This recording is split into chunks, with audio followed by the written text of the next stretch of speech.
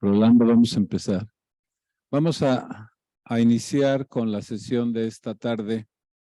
Para mí es un gusto presentar a Manuel Herrera Saldívar, que lo conocí hace muchísimos años. Hoy he estado recordando cuántos, hace muchos ya. Me da mucho gusto presentarlo como uno de las mini plenarias, uno de los conferencistas invitados en la sesión de estado sólido. Manuel nos va a hablar sobre estudios de efectos puntuales en nanoestructuras semiconductoras y dieléctricas por la técnica de catodoluminiscencia. Él es de estás en la, ¿cómo se llama? Centro de Nanociencias y Nanotecnología de la UNAM en Ensenada. Gracias, Manuel, y adelante. Muchísimas gracias, profesor. El gusto es mío. Pues recuerdo que hace más o menos 20 años, que fue más o menos cuando me dio clases el profesor Jesús Arriaga, me dio el curso de mecánica clásica y me lo dio tan bien que ahora pues yo soy el que da el curso en el posgrado de Ciencias Físicas allá en Ensenada. Aquí tengo uno de mis estudiantes y bueno, pues recuerdo que hace 20 años, cuando yo era estudiante del Instituto de Física de la UAP, nos trajeron, aquí en Ensenada era mi primer congreso de la Sociedad Mexicana de Física, y nos trajeron porque teníamos que celebrar, ¿sí?, que se abría la carrera de física aquí en Ensenada, aquí en Zacatecas. Entonces, para mí es un doble gusto regresar, ¿sí?, porque recuerdo pues cuando vine por primera vez. Bueno, pues yo estoy efectivamente trabajando en Ensenada, Baja California, que se encuentra en la frontera norte, muy cerca de Tijuana, cerca de San Diego, California. Y bueno, pues ahí tenemos el Centro de Nanociencias y Nanotecnología de la UNAM. Y bueno, pues este centro es bastante pequeñito, pero bueno, pues es bastante activo. Y yo quiero platicarles hoy precisamente sobre el estudio de los defectos cristalinos en distintos semiconductores y también materiales dieléctricos, utilizando básicamente la técnica de catodoluminiscencia y bueno, además de otras técnicas complementarias. Y bueno, pues voy a pasar con la presentación. Sí tendrá un pointer.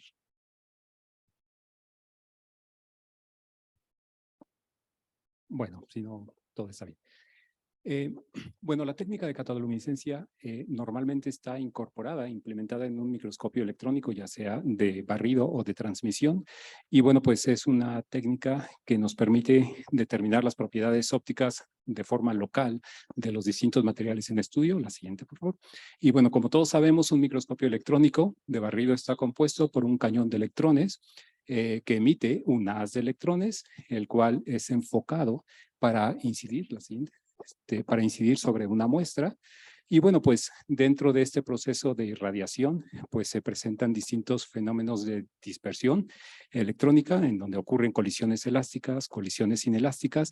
En las colisiones elásticas nosotros tenemos electrones que son emitidos de la muestra y que se conocen como electrones retrodispersos, los cuales, si es que son colectados, pues podemos tener información sobre las propiedades cristalográficas de los materiales. Y bueno, pues tenemos también las señales producidas por los electrones secundarios, así se llaman los que pues presentan colisiones inelásticas que se den energía al propio material. El material genera transiciones electrónicas y como resultado pues se tiene radiación electromagnética, la cual cuando pues está en el rango visible infrarrojo se conoce como catodoluminiscencia. Esa catodoluminiscencia la podemos colectar y bueno, pues nos va a describir los procesos de transiciones electrónicas entre estados electrónicos precisamente generados por impurezas de efectos cristalinos, además de las transiciones banda a banda.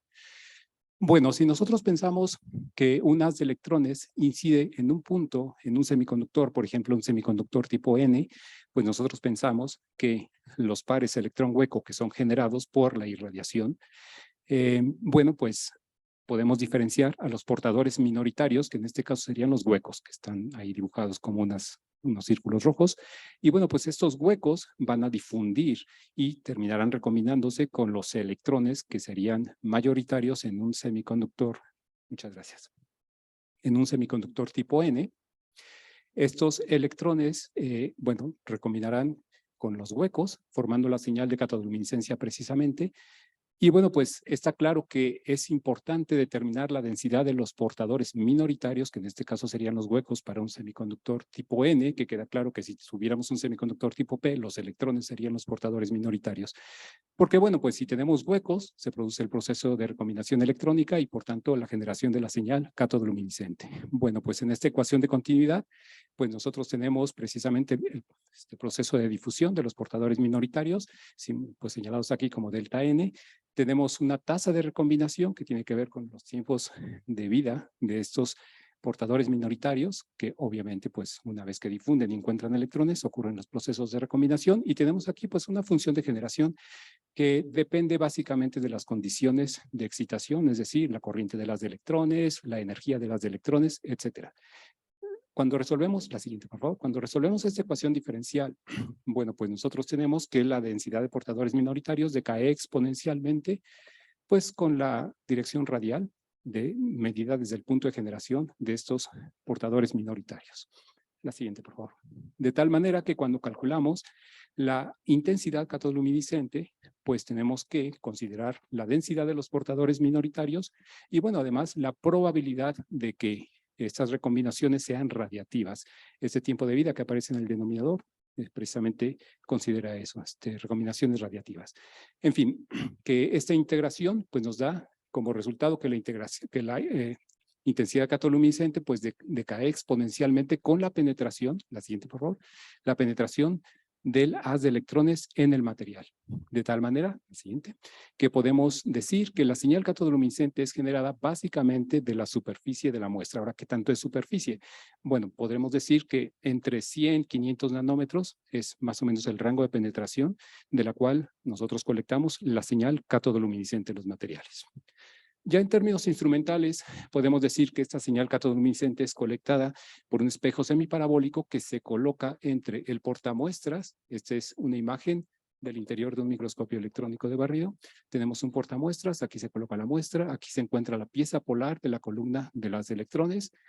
Y bueno, pues cuando nosotros introducimos esta sonda, justo sobre la superficie, la siguiente por favor, sobre la superficie de nuestro portamuestras, pues la siguiente, vamos a colectar la luminiscencia a través de este espejo semiparabólico, la siguiente, que al final de cuentas alineará la luminiscencia hacia un espectrómetro convencional. Nosotros simplemente pues podemos variar los detectores para poder colectar luminiscencia en rango visible o en el rango infrarrojo. Aquí es interesante considerar que, bueno, pues para enfriar nuestra muestra, tenemos que enfriar la platina del microscopio electrónico, lo cual es un tanto difícil, ¿no? Bien, la siguiente. Bueno, paso ahora a explicar, a mostrarles algunos resultados que hemos venido obteniendo en nanoestructuras semiconductoras. Nos interesan mucho los semiconductores de gap grande y ahora hablaré pues de los que están dopados con impurezas magnéticas porque, bueno, pues son materiales semiconductores magnéticos diluidos que tienen importancia en espintrónica, ¿no? Porque tienen propiedades ferromagnéticas. Bien, el asunto es de que estos materiales los venimos sintetizando por depósito físico de vapor y, bueno, pues obtenemos pues distintas morfologías en las nanoestructuras, como estas nanocintas, la siguiente por favor, que, bueno, nos revelan que pues son arreglos cristalinos, sí, bastante buenos, muy ordenados, y, bueno, pues por ejemplo en estas nanocintas pues vemos que las distancias interatómicas corresponden con una dirección de crecimiento a lo largo de esta dirección, la siguiente por favor. Y, bueno, pues las imágenes de catodoluminiscencia también nos revelan que, bueno, pues la luminiscencia de estas cintas es más o menos homogénea y, bueno, tenemos por aquí algunos granitos, ¿sí? Que curiosamente tienen forma triangular según los resultados de microscopía de fuerza atómica. Y, bueno, pues eso es esperado porque el óxido de zinc tiene una estructura hexagonal tipo bursita. Y, bueno, pues además en estos resultados de microscopía de fuerza atómica podemos vislumbrar aquí ciertas fallas, ciertos defectos. La siguiente, por favor. Nuestros resultados de XPS que nos sirven para determinar, digamos, el estado químico de la impureza que en este caso incorporamos a nuestras nanocintas que fue nitrógeno, pues nos permitieron confirmar que efectivamente se encuentran sustituyendo a los oxígenos y enlazándose con el zinc. La siguiente, por favor. Y de tal manera que los espectros de catodoluminiscencia pues nos revelan un par de emisiones, esta centrada en 3.29 y 3.23 que están bien, son bien conocidas, están reportadas en la literatura y corresponden básicamente a una transición pues de excitón libre a un centro aceptor y una transición donor-aceptor, un par donor-aceptor. Bueno, el caso es de que nosotros estamos proponiendo que este centro aceptor es precisamente formado por la impureza de nitrógeno sustituyendo al oxígeno. La siguiente, por favor. En estas nanocintas además nos dimos a la tarea pues de hacer un estudio de la conducción eléctrica entre dos electrodos que están recubiertos con indio, que son estos dos electrodos. Entonces, pues adquirimos curvas de corriente voltaje y lo que encontramos es de que el mecanismo de conducción, ¿sí? En estos nanocintas está determinado por el mecanismo de conducción Poole-Frenkel. La siguiente, por favor, que como todos sabemos es un mecanismo en el cual, bueno, pues los electrones son, digamos, rescatados de las trampas electrónicas, que no son otra cosa más que los estados electrónicos de defectos. Y bueno, pues este es el mecanismo de conducción entre 6 voltios y 13.5 voltios. Estos resultados además nos permitieron determinar la función dieléctrica del material del 4.3, que corresponde bastante bien con lo reportado en la literatura. La siguiente, por favor. Luego, como pudimos ver en estas imágenes de microscopía electrónica, las nanoestructuras que pues, se pueden formar por la técnica esta de depósito físico de vapor es un poco caprichosa, ¿no? Siguen trayectorias pues, irregulares y nos dimos a la idea, nos dimos a la tarea, perdón, de alinear el crecimiento de estos nanoestructuras de óxido de zinc, en este caso nanohilos, básicamente formando un par de electrodos que polarizamos de manera alterna entre dos contactos de oro, bueno, aplicando un voltaje de 25 voltios y una frecuencia de 3.2 megahercios, precisamente para generar líneas de campo eléctrico y que los nanohilos de óxido de zinc que nosotros crezcamos sobre estos electrodos emulen las direcciones estas del campo eléctrico. La siguiente, por favor. Y bueno, pues, bueno, antes lo que tenemos acá es básicamente nuestro par de electrodos. Tengo que decir que estos electrodos están separados solamente 5 micras y los fabricamos, bueno, por la erosión con un haz de iones de galio. Y bueno, pues después de hacer el depósito de estas cintas, perdón, de estos hilos de óxido de zinc, aquí podemos ver una de las orillas, donde tenemos aquí un electrodo y aquí tenemos otro electrodo que correspondería como una esquinita de estas. Y bueno, precisamente vemos que los hilos pues siguen, ¿no? Las líneas estas del campo eléctrico. Es decir, justo entre los dos electrodos se ven que los hilos empiezan a tocarse y es lo que llamamos zona 1 y esta zona 1 es la que se vislumbra aquí. Y bueno, pues tenemos estas otras que prácticamente reflejan pues nanohilos que crecen de forma vertical. Bueno, adelante por favor. Estos nanohilos pues mostraron unos espectros de catoluminiscencia para las distintas zonas que están representados en esta gráfica, en donde se puede ver que en la zona 1, que es precisamente en donde los nanohilos se tocan unos con otros, tenemos una emisión de 2.5 menos intensa que lo que observamos en las zonas 2 y 3. Esto quiere decir que estos nanohilos que fueron orientados por el campo eléctrico aplicado presentan una menor densidad de vacancias de oxígeno. Tengo que decir que esta emisión verde también es bien conocida en el óxido de zinc y bueno, pues está asociada a este tipo de defecto, ¿no? Bueno, entonces, como ya vemos, el hecho de orientar estos nanohilos con un campo eléctrico pues nos reduce la densidad de este tipo de defectos, la siguiente, pero no solamente eso, no solamente eso, sino que pues además esto nos permitió fabricar al final de cuentas un fotodiodo. Esto es una unión entre un metal y óxido de zinc, entonces pudimos observar que pues el comportamiento de este fotodiodo nos dio más o menos como máximo una corriente de fotoemisión de 2.5 por 10 a la menos 5 y bueno, pues dominada por dos mecanismos de conducción, esta que es un tuneleo y esta que es un tipo de emisión de campo para voltajes grandes. La siguiente, por favor. Y bueno, esas medidas se hicieron en condiciones de oscuridad completa, ¿sí? Cuando nosotros hicimos las mediciones bajo una iluminación ultravioleta, pues vimos que el orden de magnitud de la fotocorriente crecía a un orden de magnitud. Entonces, bueno, además de que pudimos reducir las vacancias de oxígeno en estos nanohilos, pudimos ver que este fotodiodo pues funciona, ¿no? Funciona como un dispositivo tal. La siguiente, por favor. Bueno, aquí nos dimos a la tarea de estudiar los defectos en el óxido de estaño dopado con manganeso. El óxido de estaño también es un semiconductor de gap grande y bueno, pues eso lo sintetizamos a distintas temperaturas, estas que están aquí.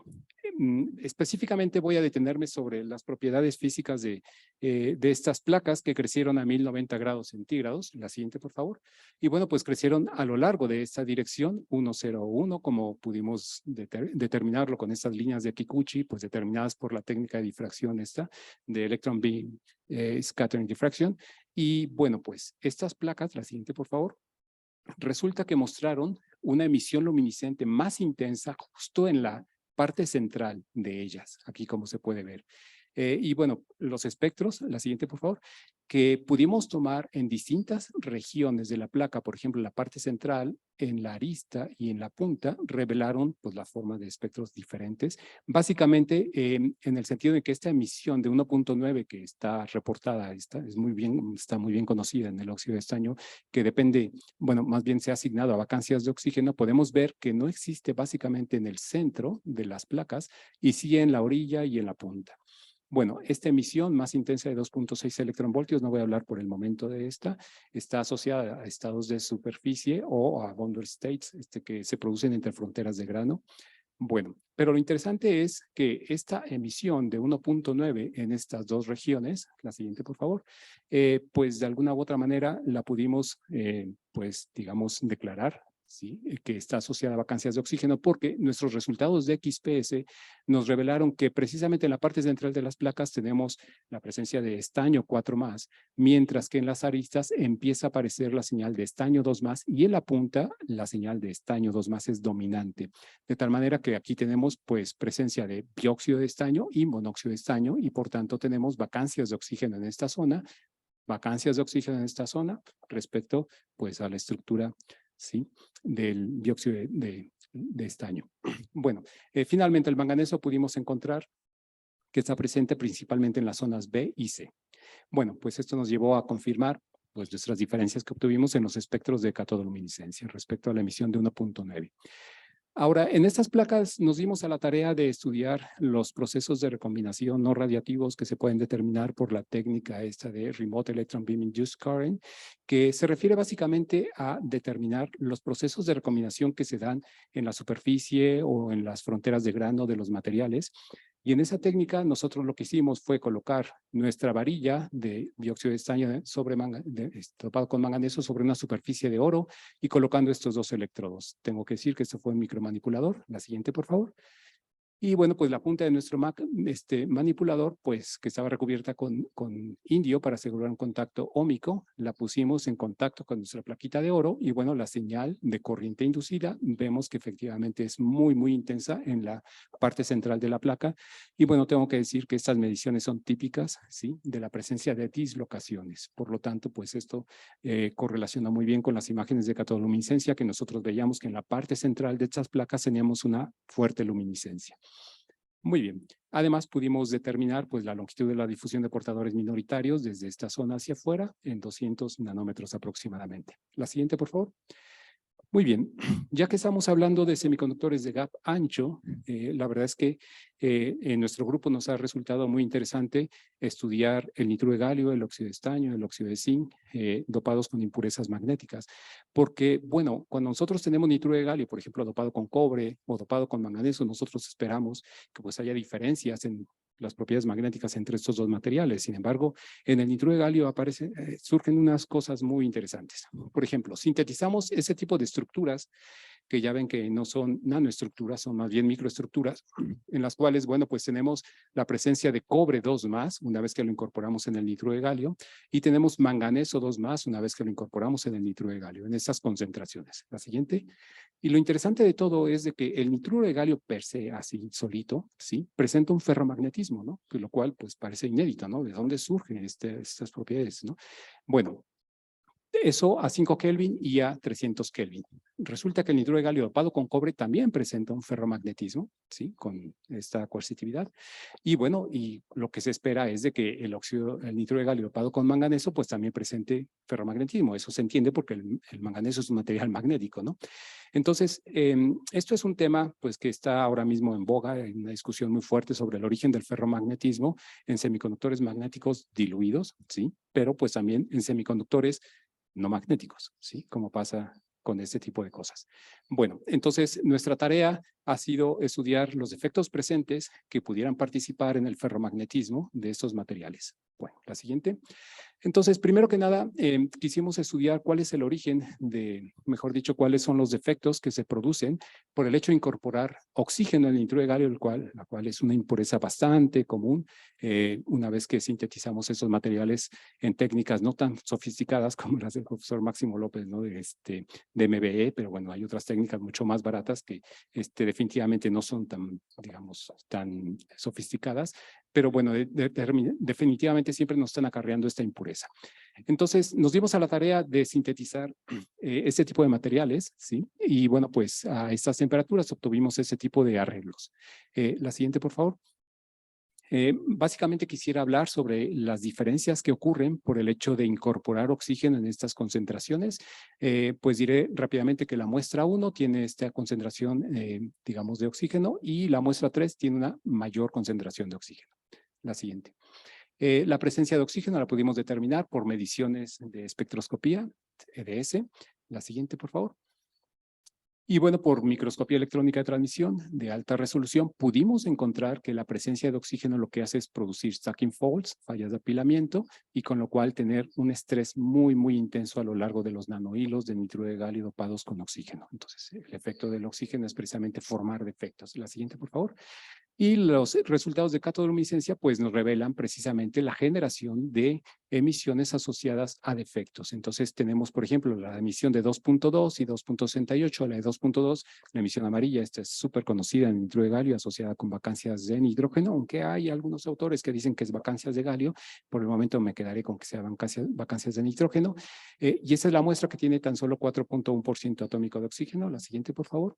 Y vemos la siguiente, que conforme vamos incrementando la concentración de oxígeno, esta emisión de 2.67, ¿sí? La intensidad relativa va aumentando, con lo cual, pues, vemos que está relacionada con la concentración de oxígeno. Y bueno, pues, lo que se encuentra en la literatura dentro de los cálculos de esos de primeros principios es de que esta transición está asociada más bien a una transición desde estados donadores correspondientes a la sustitución de oxígeno por nitrógeno, de nitruro de galio, además, pues, de el oxígeno intersticial, ¿sí? Con este estado de carga. Bueno, la siguiente, por favor. Después nos dimos a la tarea de incorporar manganeso, ya sabiendo que el oxígeno, pues, digamos, es una constante dentro de nuestra síntesis. Cuando incorporamos manganeso, como muestra la siguiente, por favor, la muestra 4, y aquí no se ve muy bien, la 4 y la 5, bueno, pues tienen tanto manganeso como oxígeno. La muestra 2 y 3 que sintetizamos tienen básicamente manganeso en esta concentración. El siguiente, por favor. Y las muestras 4 y 5, que por favor quisiera que vean antes, las diferencias en la morfología. Vean la muestra 2 y la muestra 3 son básicamente arreglos microcristalinos, ¿sí? Y bueno, pues la 4 y la 5 ya son unos arreglos pues un poquito caprichosos, ¿no? Bien, entonces la muestra 4 y 5 son las que contienen oxígeno en esta concentración y la muestra 2 y 3 básicamente manganeso. La siguiente, por favor. Bien, los resultados de ferromagnetismo de las muestras 2 y 3 que no tienen oxígeno, pues sí reflejan efectivamente un lazo de histéresis muy bonito, una coercitividad, pues digamos la esperada más o menos en la literatura para esta concentración de manganeso. Y pues como pudimos observar en nuestras mediciones, cuando incorporamos oxígeno en esas concentraciones, básicamente el ferromagnetismo es destruido. Está claro que tenemos que controlar muchísimo la presencia de esta impureza de oxígeno si queremos realmente obtener materiales ferromagnéticos de buena calidad. La siguiente, por favor.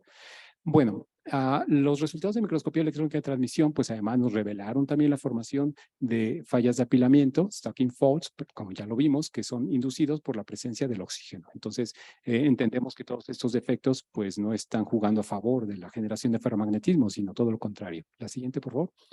Bueno, los resultados de catoluminiscencia, la siguiente, nos revelan básicamente las mismas componentes.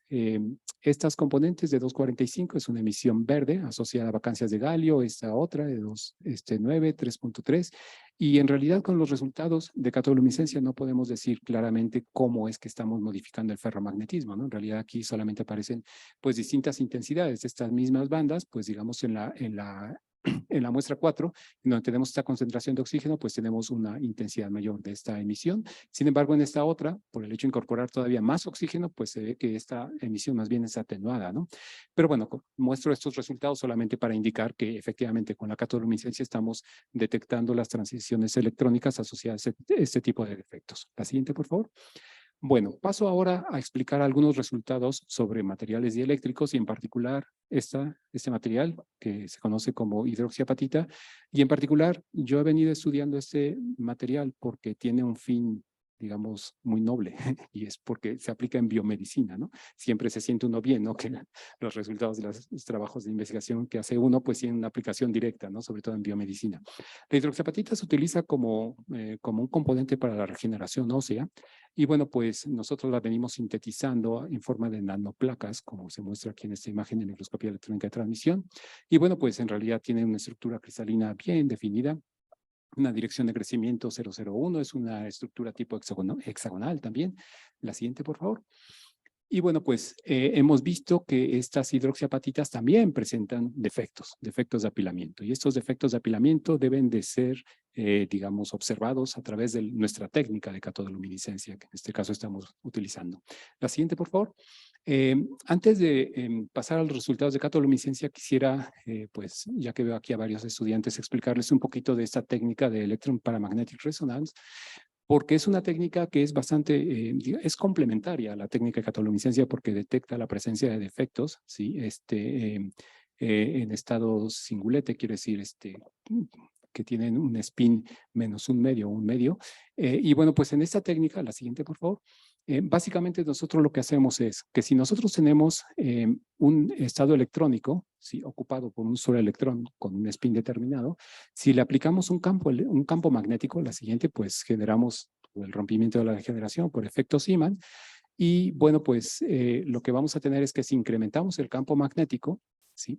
Está claro que este estado pasará al estado base, que en este caso es la siguiente por favor, incrementando el campo magnético, la intensidad de campo magnético, vamos abriendo la diferencia de energías entre estos dos estados.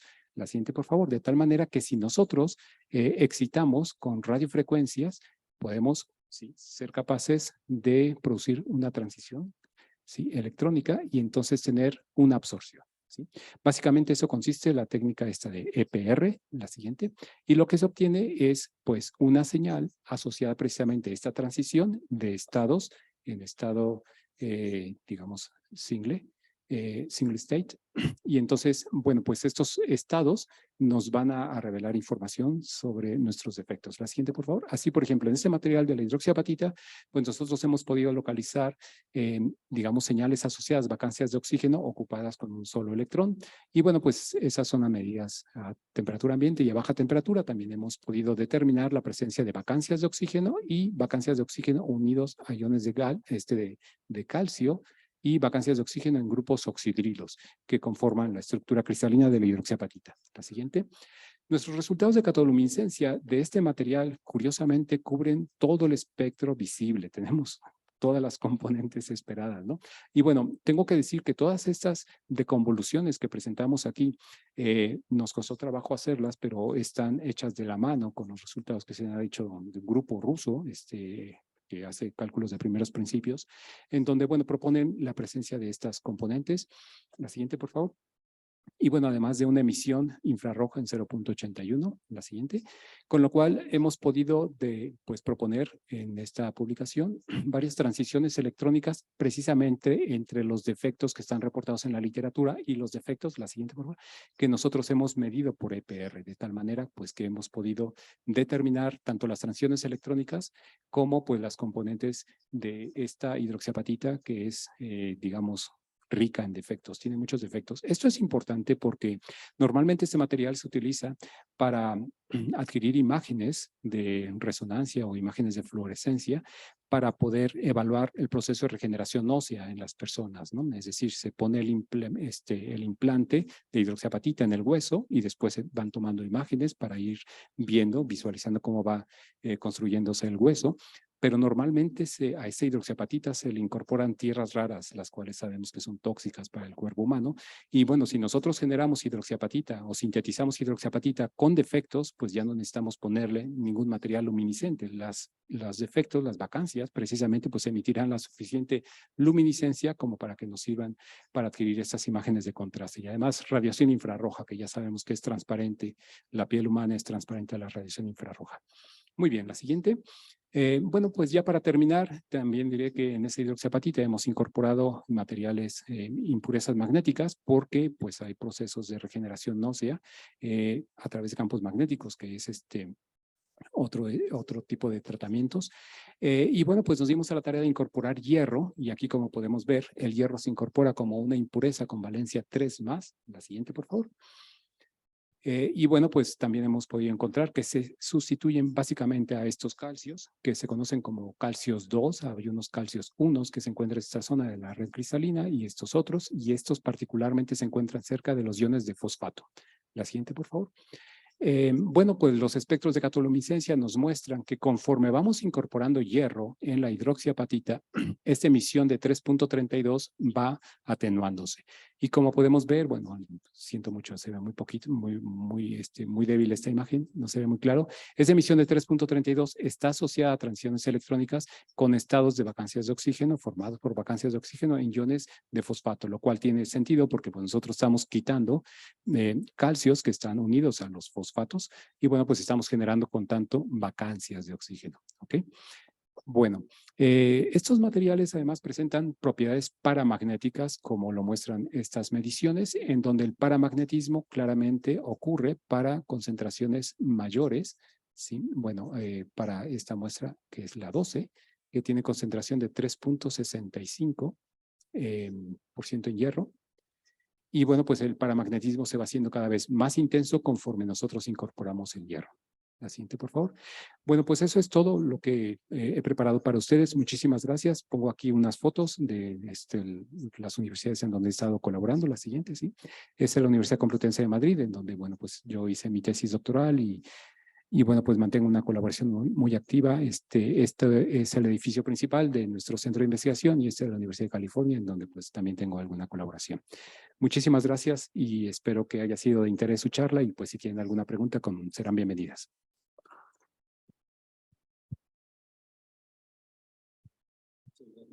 Gracias, profesor. Tenemos tiempo para...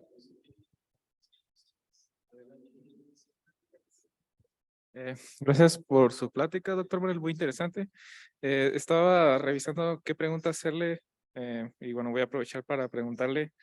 Estaba mencionando al inicio algo sobre recombinación. No sé a qué se refiere con eso. Y también quería preguntar, cuando agrega más concentración de oxígenos, parece que se pierde el ferromagnetismo, ¿verdad? Entonces, ¿hay una transición de fase o algo así? Cuando es como meterle más huecos o algo así. Gracias. Muchas gracias, Leonardo.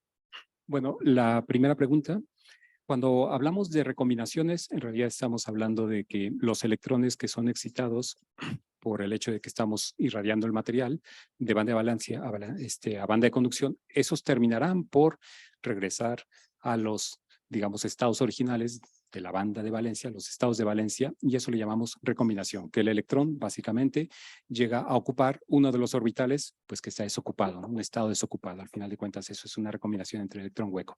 Bueno, y sobre el oxígeno, en realidad no detectamos, hicimos estudios de difracción de rayos X, no detectamos la formación de una fase de, pues por ejemplo, algún óxido de manganeso, por ejemplo, ¿no? Que podríamos esperar por el hecho de meter más y más y más oxígeno a nuestro sistema. Sabemos que tenemos manganeso, ¿no? No encontramos ninguna fase, y bueno, hablando de fases, digamos, en el magnetismo, ¿no?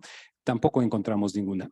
Básicamente nosotros atribuimos a esta descomposición de la orientación de los momentos dipolares magnéticos que dan lugar al ferromagnetismo, precisamente a la destrucción de la cristalinidad del material por el hecho de que estamos incorporando oxígeno, pues que genera estos stacking faults, ¿sí? Y entonces ese rompimiento de la cristalinidad, pues inhibe el ferromagnetismo. No sé si contesté. Gracias. ¿Alguna otra pregunta? Yo quisiera hacerte una, pero es muy general. Me da la impresión que catoluminiscencia, como mencionaste, es un fenómeno que se da sobre la superficie nada más del material. Pero, ¿por qué cuando tratas de analizar o explicar qué es lo que ocurre utilizas valores que corresponden a un material volumétrico, como las posiciones de las bandas, que eso no corresponde exactamente a los valores sobre la superficie? Eso quisiera saber si. Esta es una excelente pregunta, profesor. Qué bueno que no me la hizo cuando fue mi profesor porque había reprobado. Pero bueno, efectivamente, en la técnica de catoluminiscencia yo hablé muy al principio que esta pues detecta los procesos de recombinación electrónica más o menos entre 100 nanómetros, 500 nanómetros, lo cual ya no es tan superficial, ¿no? Pensando en que, por ejemplo, lo que realmente es la superficie, pues siempre hay como dangling bonds, ¿no? Que pues hacen que se modifiquen las propiedades electrónicas completamente del material. Pero bueno, con cuando estudiamos materiales cristalinos, con la certeza de que realmente hay reproducibilidad entre los primeros cientos de nanómetros de nuestro material con lo que hay más abajo, podríamos decir que pues sí es más o menos extensible, ¿no? Las propiedades ópticas que tenemos en los primeros 500 nanómetros o media micra o 300 nanómetros con lo que hay un poquito más abajo, ¿no? Pero sí definitivamente hay procesos, por ejemplo, estos de segregación de las impurezas que se dan más bien cerca de la superficie, que hacen que las mediciones de catoluminiscencia sean diferentes de las de fotoluminiscencia, por ejemplo, ¿no? O que algunos defectos que se formen precisamente en la superficie, pues que en las mediciones de catoluminiscencia pues resalten, ¿sí? Estas transiciones electrónicas que en la fotoluminiscencia quedan como un poco opacadas, ¿no? Entonces, en realidad, esto, más que una desventaja o ventaja de la catoluminiscencia respecto a las otras técnicas, digamos que es una característica. Y que, bueno, pues definitivamente eso nos hace que la catoluminiscencia no sea una técnica única y que reemplace a las otras técnicas de luminiscencia. Es una técnica complementaria completamente. Y por supuesto que nosotros, conforme vayamos modificando las condiciones de excitación, pensando, por ejemplo, en la energía de excitación, podemos tomar espectros de catoluminiscencia, pues con electrones, con energías de 100 electronvoltios, por ejemplo, o bien de 30.000 electronvoltios. Y con eso podemos ir penetrando y penetrando y penetrando la excitación. Y bueno, pues con la esperanza de tener un mayor perfil en la señal catoluminiscente, que no sea solamente de la superficie, sino un poco para el bulto. Y bueno, pues también tenemos otras técnicas, ¿no? Podemos ir erosionando el material, ¿sí? Y tomando mediciones de catoluminiscencia de forma local, ¿no? Pero sí, definitivamente es una pregunta excelente porque eso nos permite visualizar que la técnica de catoluminiscencia es complementaria a todas las otras técnicas. Muchas gracias. Pues agradecemos a Manuel.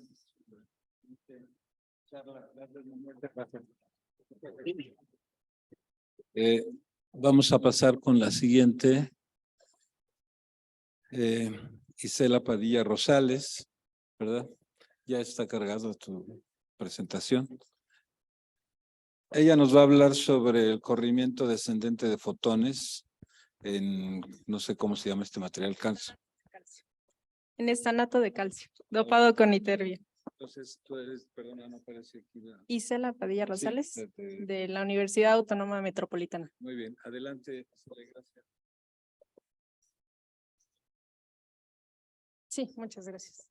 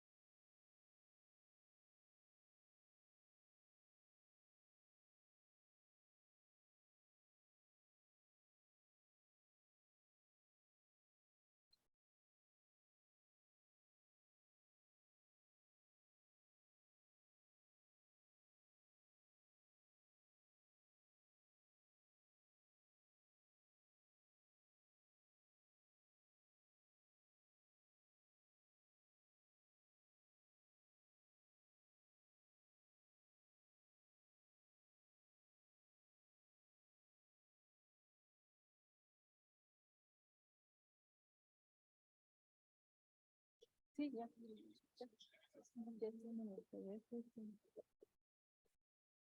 No sé qué problema.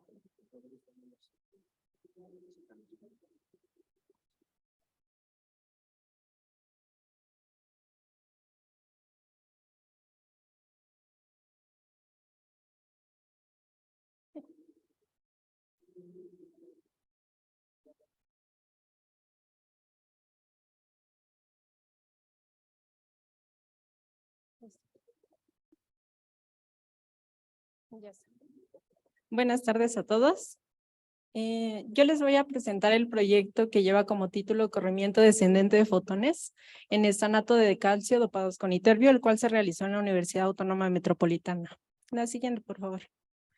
Bueno, pues el contenido de esta presentación es el siguiente. Voy a dar una breve introducción. Posteriormente les daré los detalles experimentales. Hablaré principalmente de la síntesis y continuaré con los resultados y la discusión.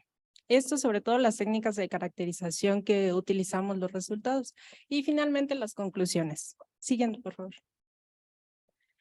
Bueno, pues como todos sabemos, el consumo de combustibles fósiles ha llevado a una degradación ambiental con el paso de los años y el esfuerzo de los científicos ha sido pues utilizar fuentes de energía renovables. En este sentido es que las celdas fotovoltaicas han adquirido mayor importancia en los últimos años. Y bueno, en nuestro caso las celdas fotovoltaicas son importantes porque en este caso sabemos que tienen su máxima respuesta espectral en aproximadamente 1000 nanómetros. Ajá. Entonces lo que queremos hacer nosotros es transformar energía de los fotones provenientes del sol en fotones en aproximadamente 1 electronvolt.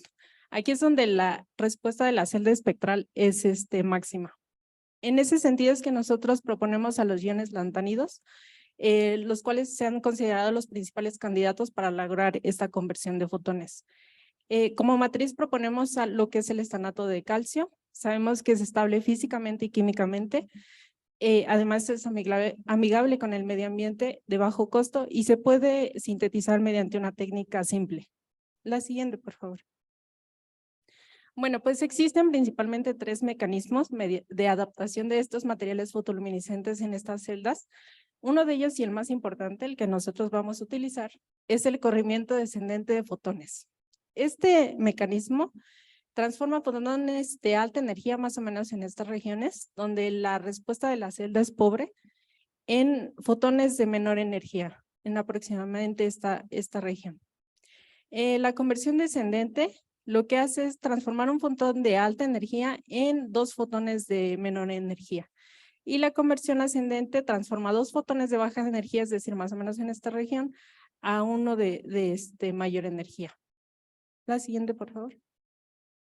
Bueno, pues como les decía, nosotros estamos proponiendo lo que son el desanato de calcio y vemos que en este material tenemos una transición fundamental que corresponde a la transferencia de carga de ligante metal oxígeno-estaño. En la recomendación de este par electrón hueco nos puede dar una luminiscencia intrínseca de este material. Cuando estos materiales agregamos algún ion lantánido, podemos tener una transferencia de energía de este estado excitado a los iones lantánidos trivalentes. Ajá, en ese sentido, nosotros tenemos lo que es una transición matriz lantánido. Adelante, por favor. Bueno, como les mencioné, la técnica de síntesis para producir este material es la llamada por complejo polimérico. Es una técnica relativamente sencilla. Utilizamos como precursores cloruro de estaño, carbonato de calcio, nitrato de iterbio, ácido cítrico, etilenglicol, etanol. La mayoría de estos precursores son de bajo costo. Y bueno, la técnica, básicamente, estos precursores se llevan a agitación en lo que es el etanol, se calientan más o menos a 90 grados para obtener lo que es una resina, la cual posteriormente es precalcinada a 350 grados. De ahí nosotros obtenemos lo que es un polvo, el cual es posteriormente calcinado a diferentes temperaturas. La siguiente, por favor. Bueno, pues nosotros entonces lo que hicimos fue preparar estanato de calcio con diferentes concentraciones de iterbio. Lo hicimos a 1000 grados y a 1300 grados. Sin embargo, a 1000 grados, voy a adelantarme un poquito, digamos, a los resultados. Estas muestras presentaron fases secundarias como óxido de estaño y un polimorfo del estanato de calcio. Por tal motivo, nosotros las descartamos y solo les voy a presentar los resultados de aquellas tratadas a 1300 grados. La siguiente, por favor. Bueno, pues aquí les muestro lo que son las micrografías de las muestras con diferentes concentraciones de iterbio. Pueden ver que tenemos cristales bastante grandes del orden de micras. Sin embargo, pues estos cristales tienen más o menos formas regulares, como pueden ver. No podemos distinguir a partir de las micrografías una diferencia clara, digamos, entre ellas. Sin embargo, estos hallazgos son consistentes con lo que obtenemos en los resultados de difracción de rayos X, que como van a ver en la siguiente diapositiva, al obtener los patrones de difracción, vemos que tenemos una estructura ortorrómbica, pues lo cual es consistente con los resultados de SEM. Hicimos un análisis por Rydberg para obtener las diferentes características de los parámetros de red, el tamaño de cristalito y el volumen de la celda. Y como pueden ver aquí en esta gráfica, yo presento los resultados de los parámetros de red. Se puede ver un aumento en las medidas de estos parámetros y por consiguiente en el volumen. Este resultado puede estar asociado a que el radio iónico del iterbio es más grande que el radio iónico del calcio. Entonces, está entrando de manera sustitucional en la posición del calcio. La siguiente, por favor. Al obtener patrones, los espectros de absorción, tenemos todas las muestras están caracterizadas por esta banda, la cual está asociada a la transferencia de carga ligante metal oxígeno-estaño. Y también podemos ver, si hacemos un zoom en esta región en aproximadamente 1000 nanómetros, obtenemos lo que son las bandas, estos picos de absorción asociados al iterbio, los cuales se incrementan conforme aumenta la concentración de iterbio. Pues como les decía, esta banda de 265 corresponde a la transición fundamental del estanato de calcio. La siguiente, por favor. Respecto a los resultados más importantes para nosotros, que son los de luminiscencia, obtuvimos espectros de excitación y espectros de emisión para ver el comportamiento de estas muestras. Tenemos la emisión característica del iterbio en aproximadamente 1000 nanómetros y vemos que hay un efecto de apagamiento por concentración o templado por concentración para esta muestra. Tenemos estos espectros de excitación donde tenemos básicamente 3 bandas, 2 están asociadas con la matriz y esta otra puede estar asociada con la transferencia de carga hacia el iterbio. La siguiente, por favor. Una de las cosas más importantes en este trabajo es, nos preguntamos cómo es que se da esta transferencia de energía, digamos, de la matriz al ion iterbio, de manera, pues como que muy fácil, ¿no? Porque el ion iterbio se puede integrar, como lo pudieron ver en los espectros de emisión, se ve claramente su banda en 1000 nanómetros. Bueno, pues vimos que estos materiales tienen una emisión en el visible, solo se presentan cuando están dopados con iterbio y al incrementar la concentración de iterbio vemos que esta banda de emisión se va reduciendo, lo cual nos puede dar un indicador de que existe un mecanismo de transferencia de energía de esta banda al iterbio. Para poder comprobar, digamos, esta hipótesis, lo que hicimos fue obtener tiempos de decaimiento, puedes pasar a la siguiente, para las diferentes muestras y vemos que hay se pueden ver curvas de decaimiento más rápidas conforme incremento el iterbio y eso nos puede dar un indicador de que este mecanismo se está presentando en nuestras muestras, ¿no? Sin embargo, todavía hay que hacer más experimentos para poder, por ejemplo, porque tenemos una emisión asociada a la matriz y podría ser que esta también le esté transfiriendo energía. Obtuvimos los tiempos promedios, como les decía, conforme aumentamos el iterbio, vemos que va siendo más rápido. Como conclusiones, tenemos que podemos obtener el estanato de calcio a partir de una técnica sencilla, como es la de complejo polimérico con la estructura cristalina deseada. Y vemos que el espectro de excitación y de absorción están dominados básicamente por la presencia del LMCT entre el oxígeno y el estaño. Y también vemos que el proceso de transferencia de energía entre la LMCT y el estado excitado del ion iterbio puede estar mediado principalmente por defectos intrínsecos en la matriz.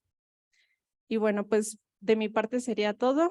Muchas gracias a todos por su atención. Si hay alguna pregunta, adelante. Muchas gracias.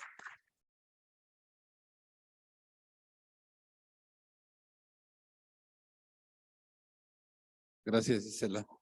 A ver, vamos a empezar. Armando, ¿tienes una pregunta? ¿Cómo se integraría el material, el estanato, en la celda, en el silicio cristalino?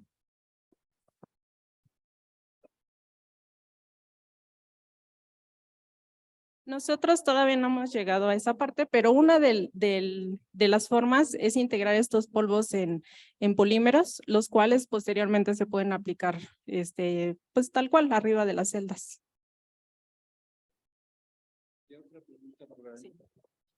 Sí. ¿Quién quería preguntar? Perdón, ¿había otra pregunta?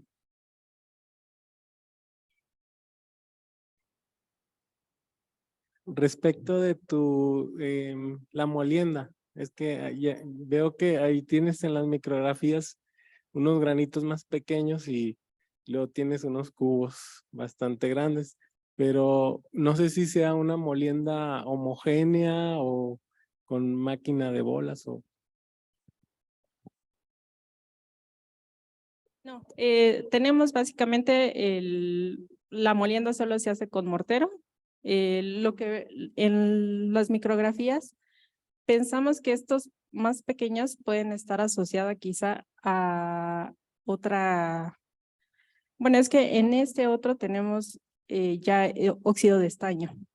Entonces, no estamos seguros si está asociado a esa otra cosa, pero se hace solo con mortero. Pues agradecemos a Isela su presentación. Muchas gracias. Y pasamos a la siguiente. Va a haber un pequeño cambio de moderador. Ahora está Lilia Mesa con nosotros. Julián, sí. Sí. Hola. Bueno, buenas tardes. La siguiente plática corre a cargo de Rolando Pérez. Bueno, aquí aparece Rolando Pérez Álvarez. Es estudio de la formación de minibandas en sistemas de puntos cuánticos de perovskita. Y presenta Carlos Iván, va a presentar. Por favor, adelante. Ok.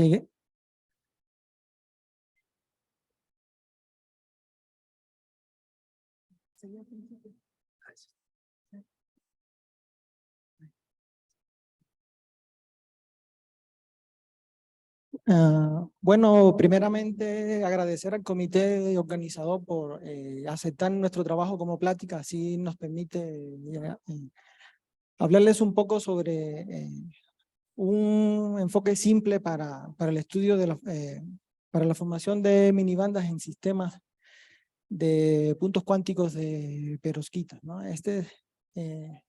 Son los primeros resultados del proyecto postdoctoral que estoy haciendo bajo la dirección del doctor Rolando Pérez, ¿no?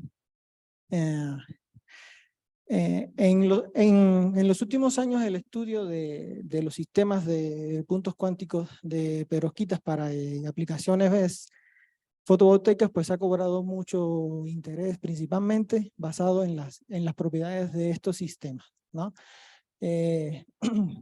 Las celdas solares que se construyen a bases de puntos cuánticos de perovskitas presentan mayores eficiencias que las que se construyen a bases de puntos cuánticos de otros materiales, ¿no? La estabilidad mecánica de estas capas de puntos cuánticos de perovskitas pues es mayor comparada con las de otras tecnologías de capas delgadas fotovoltaicas, ¿no? Y también la fortaleza mecánica de estas capas de puntos cuánticos de perovskitas pues es mayor comparada con las capas delgadas incluso del propio material de perovskita, pero en su forma volumétrica, ¿no? Entonces, para llegar a obtener una imagen como la que se presenta a la derecha, es una imagen TEM, pues partimos de un coloide en el que ya se tienen en suspensión los puntos cuánticos de perovskitas en una matriz de un compuesto orgánico que es una molécula de fulereno. Se hace pasar se procesa por la técnica del spin coating y entonces es que se logra tener las películas con múltiples capas de puntos cuánticos de perovskitas, ¿no? La imagen muestra que se obtiene un arreglo de puntos cuánticos de perovskitas que se pueden interpretar como cubitos con un lado, ¿no? Promedio de 10 nanómetros y una distancia entre puntos de 2 nanómetros, ¿no? Lo que aviva la posibilidad de obtener la formación de minibandas en estos sistemas, ¿no? Entonces, el objetivo que perseguimos con este trabajo es estudiar la formación de minibandas en estos sistemas de puntos cuánticos de perovskitas, lograr estimar el ancho de esas minibandas y también calcular el gap efectivo de estos sistemas, ¿no? Aquí en la figura se muestra cuál sería la alineación de bandas entre el punto cuántico, el material perovskita, este es el que vamos a usar en nuestros cálculos, y el material de matriz, que sería una molécula orgánica de fullereno, ¿no? Entonces, en la banda de valencia, los portadores van a estar confinados en el material de perovskita, ¿no? Entonces, para poder encontrar los estados de sistema en la banda de conducción, pues vamos a usar una aproximación de tight banding, ¿no? En el caso de la banda de conducción, los portadores van a estar mayormente en la matriz, ¿sí? Y entonces ellos van a estar cuasi libres y entonces vamos a buscar la solución utilizando un método variacional estilo Hartree y por ahí en el medio veremos que tenemos que también usar el modelo de electrón cuasi libre para poder llegar a la solución de los estados en la banda de conducción. Sí, adelante. Entonces, a la derecha se encuentra un esquema de nuestra red de puntos cuánticos, ¿no? Es una red bidimensional donde en la celda unidad tendremos tantos puntos como capas de puntos cuánticos tenga nuestro sistema. Y todo parte de calcular previamente los estados en un punto cuántico aislado, ¿no? Luego se sigue en construir la función suma de Bloch que parte de la función de los estados en los puntos cuánticos y se simetriza a nuestra red, ¿no? Aquí tenemos graficada para el estado básico de un punto cuántico su función de onda por el complejo conjugado o la distribución de probabilidad de encontrar a los portadores en el interior de un punto, ¿no? Este está graficado haciendo un corte justo a la mitad del punto, ¿no? En Z, ¿sí? Y vemos que hay cierta probabilidad de encontrar a los electrones fuera de ese punto, ¿no? Lo que aviva la posibilidad de que se solape con funciones de onda de puntos vecinos y entonces dé lugar a la formación de minibandas. Luego, tomamos esa función de Bloch, encontramos los elementos matriciales del hamiltoniano y al final todo se reduce a encontrar, siguiente por favor, las integrales de solapamiento y la integral de potencial entre los vecinos cercanos, ¿no? Aquí vemos, graficamos esa integral de solapamiento para el caso de que tengamos una sola capa de puntos cuánticos. Esta integral se toma entre puntos cuánticos vecinos, ¿sí? Y se grafica en función de la distancia interpunto. Ajá. Y entonces aquí tenemos en naranja la integral de potencial en unidades del potencial del confinamiento, ¿no? Y vemos que el valor experimental que se obtiene para la distancia interpuntos pues está cercano a la distancia interpunto teórica que nosotros encontramos, donde se obtiene el máximo de esa integral de potencial, ¿no? Entonces, tomando convenientemente el potencial dentro del punto cero para hacer los cálculos y simplificar pues toda el cómputo, pues todo se reduce entonces, o sea, la relación de dispersión va a estar dada por el determinante secular, ¿no? Siguiente, por favor. Aquí vemos los cálculos que obtuvimos para un sistema de una capa de pozos cuánticos, para 2 capas y para 3 capas de pozos cuánticos, tomando solamente en consideración el estado básico de esos puntos cuánticos, ¿no? Porque al final nosotros estamos interesados en estudiar la absorción que ocurre en estos sistemas de la luz, ¿no? Vemos cómo a medida que aumenta el número de capas, pues también hay un aumento del ancho de la minibanda que se obtiene, ¿no? Aquí vemos un recorrido por los puntos de alta simetría de la primera zona de Brillouin que se grafica acá, ¿no? Acá tenemos la primera zona de Brillouin para el caso de una estructura de 3 capas de puntos cuánticos. Siguiente. Entonces, para atacar el problema en la banda de conducción, donde tenemos electrones cuasi libres, pues buscamos una solución variacional al estilo Hartree, ¿no? Donde nuestro espacio de prueba o las funciones en el espacio de prueba va a estar dada por el producto de funciones, una que depende de las coordenadas del plano X, Y y otra en Z, ¿no?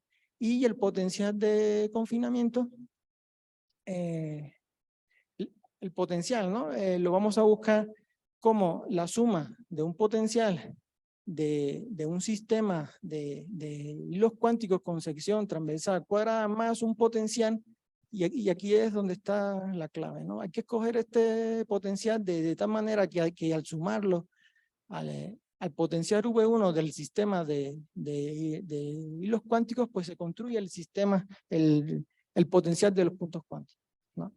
Entonces se construye funcional asociado, se extrema respecto a las variaciones de Φ1 y Φ3. Siguiente, por favor. Y entonces llegamos a las dos ecuaciones que conforman el sistema íntegro diferencial acoplado que nos toca ahora resolver, ¿no? Y al final, aquí ponemos explícitamente los términos de acoplamiento que se pueden interpretar como correcciones a potencial de confinamiento, tanto en el problema en el plano como el problema en Z, en la dirección en Z, ¿no? Y entonces, partimos del potencial de un arreglo de hilos cuánticos con sección transversal cuadrada, y le sumamos un potencial que depende de ρ y Z, de las variables en el plano y Z, de tal manera que cuando la función F3 sea 1, como vemos aquí, lo que haga sea elimina el potencial para ese valor de Z de los hilos cuánticos y lo sustituye por el potencial de la matriz. De esa manera entonces logramos construir el potencial de esos puntos cuánticos, ¿no? Siguiente, por favor. Aquí tenemos, luego de resolver ese sistema de ecuaciones íntegro diferenciales acopladas,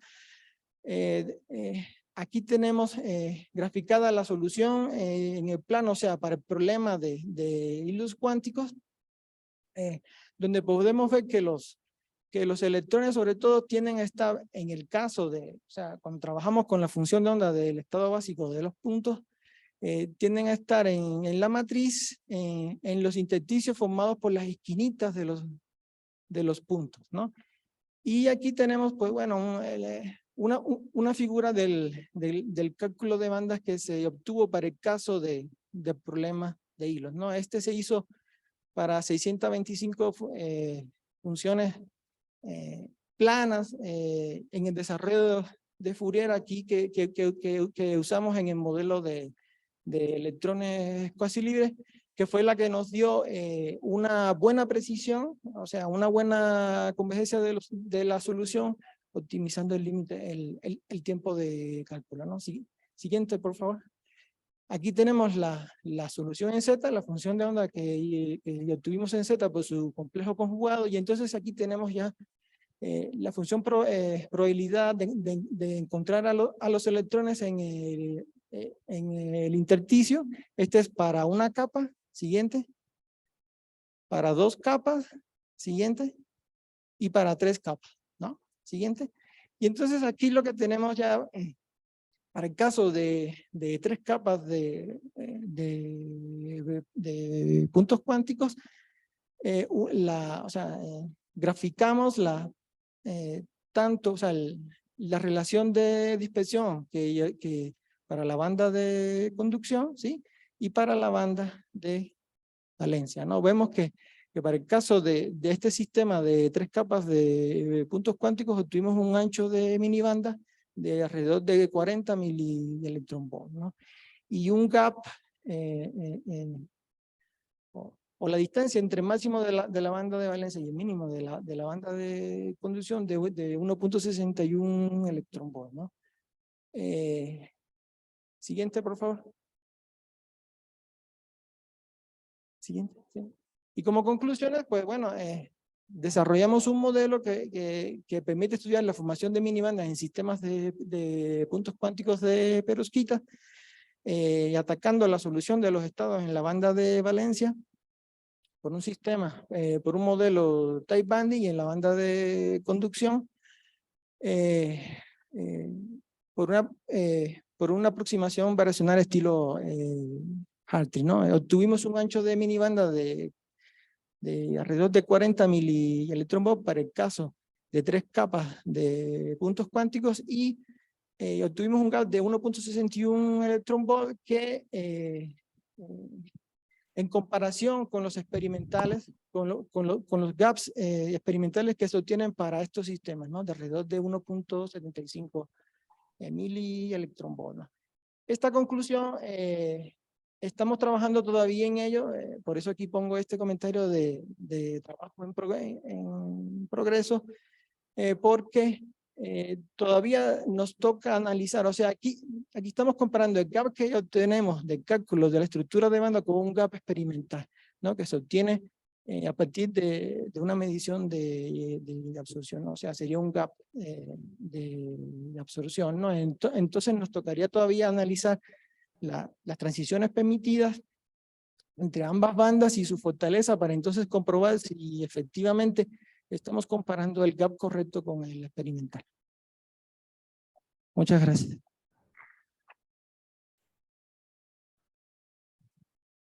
¿Preguntas? Armando, por favor.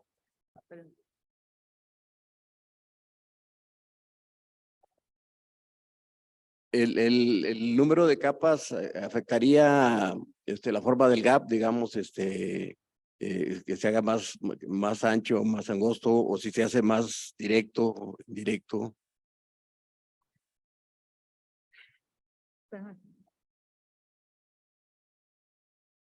Si podemos ir a una, creo que la cuarta o algo así. Ahí, antes, ¿no? Otra, ahí, ¿no? Ahí vemos cómo para una capa tenemos, o sea, esta sería el borde de la banda de Valencia, ¿sí? Para el caso de un sistema de solamente una capa de puntos cuánticos. Este sería para 2 y este para 3, ¿no? Entonces vemos que el máximo de la banda de conducción, que lo vemos en el punto de alta simetría M, ¿sí? Tiene o sea, aumenta en energía, ¿sí? Y a medida que se aumenta el número de capas, ¿no? No solo aumenta en energías, sino también que aumente el ancho de la minibanda que se obtiene, ¿sí? Entonces sí, con el aumento del número de capas de puntos cuánticos tiende a aumentar el ancho de la minibanda y a disminuir el gap, ¿sí? El gap en el sistema, ¿no?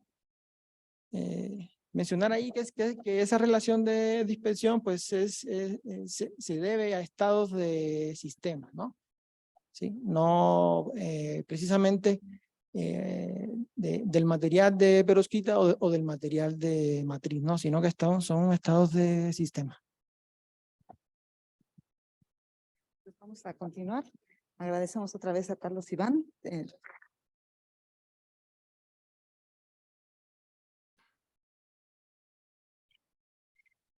La siguiente charla, Ricardo León Restrepo. Buenas tardes. Está aquí. Virtual. Sí, ok, entonces es efectos de los campos electromagnéticos sobre las propiedades ópticas de una impureza donadora en puntos cuánticos elípticos concéntricos de arsenuro de galio, aluminio, y bueno, ahí nos dirá el resto. Sí, adelante, por Muchas favor. gracias.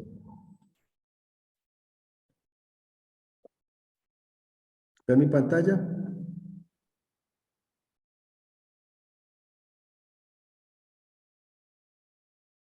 ¿Ven mi pantalla? No, todavía no la vemos, pero ya, ahora sí ya. Bueno, Adelante. quiero agradecer al Congreso Nacional de Física. Me encuentro en la ciudad de Medellín, en Colombia, y quiero agradecer a los organizadores allá en la sorprendente ciudad de Zacatecas por la invitación, y a la Sociedad Mexicana de Física por la beca para poder participar. Este trabajo lo hago en compañía de Sofía Restrepo, David Martínez, Erika Cecilia Carrillo de la Universidad UAS, el doctor Juan Carlos Martínez, presente allá en el auditorio de la Universidad UAS, el doctor Carlos Alberto Duque, y este servidor, muy agradecido y feliz de poder participar con ustedes. Aquí lo que vamos a presentar es una investigación teórica de las energías electrónicas, las transiciones, los elementos de matriz de dipolo y los coeficientes de absorción en puntos cuánticos elípticos de arsenuro de galio con arsenuro de galio aluminio en un modo de potencial tipo Corchel, en presencia de campos magnéticos y eléctricos y para una impureza donadora. La solución del problema lo hicimos mediante un método de elementos finitos utilizando un software comercial que se llama COMSOL. La idea del trabajo es puesto aquí en un modelo bidimensional, eje simétrico, que permite el software de aplicación. La idea es, como se puede apreciar, permítame aquí por favor, como se puede apreciar en esta imagen, tomar la forma que tiene un punto cuántico, y en esta región, donde están viendo ustedes la densidad de probabilidad, poner galio con arsénico y rodearlo de galio con arsénico con aluminio. Eso, o sea, hacemos un corte en el plano bidimensional que lo permite el software, y solamente necesitamos poner en ese plano, digámoslo así, media elipse, tomar el semieje A y el semieje B, y en la región de confinamiento, que es esta que estoy señalando, ponemos el galio con arsénico, que tiene las dimensiones en el semieje A de 10 nanómetros y en el semieje B de 25, pero está rodeada de dos regiones que tienen galio con arsénico y aluminio, que tiene la región de adentro un semieje de 5 nanómetros en esta dirección y un semieje B de 15. Y finalmente lo rodeamos con otra capa de galio arsénico aluminio que tiene un semieje de 15 nanómetros en el semieje A y 30 nanómetros en el semieje B. El software permite presentar este montaje y luego se hace girar sobre el eje Z, el eje azimutal, permitiendo entonces que podamos hacer, usando los métodos finitos, los cálculos que estamos proponiendo. Aquí tengo una imagen del efecto que tiene la región de confinamiento cuando, por ejemplo, se hace crecer el tamaño del semieje A de la elipse de confinamiento con la elipse de otro. Entonces, esta es la región de confinamiento, y así se puede apreciar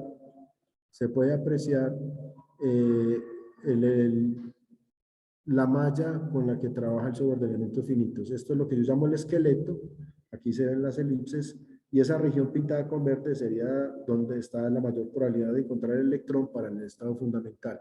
Esto es una representación bidimensional con el pico máximo, y esta es la representación tridimensional donde se observan las máximas probabilidades de encontrar el electrón.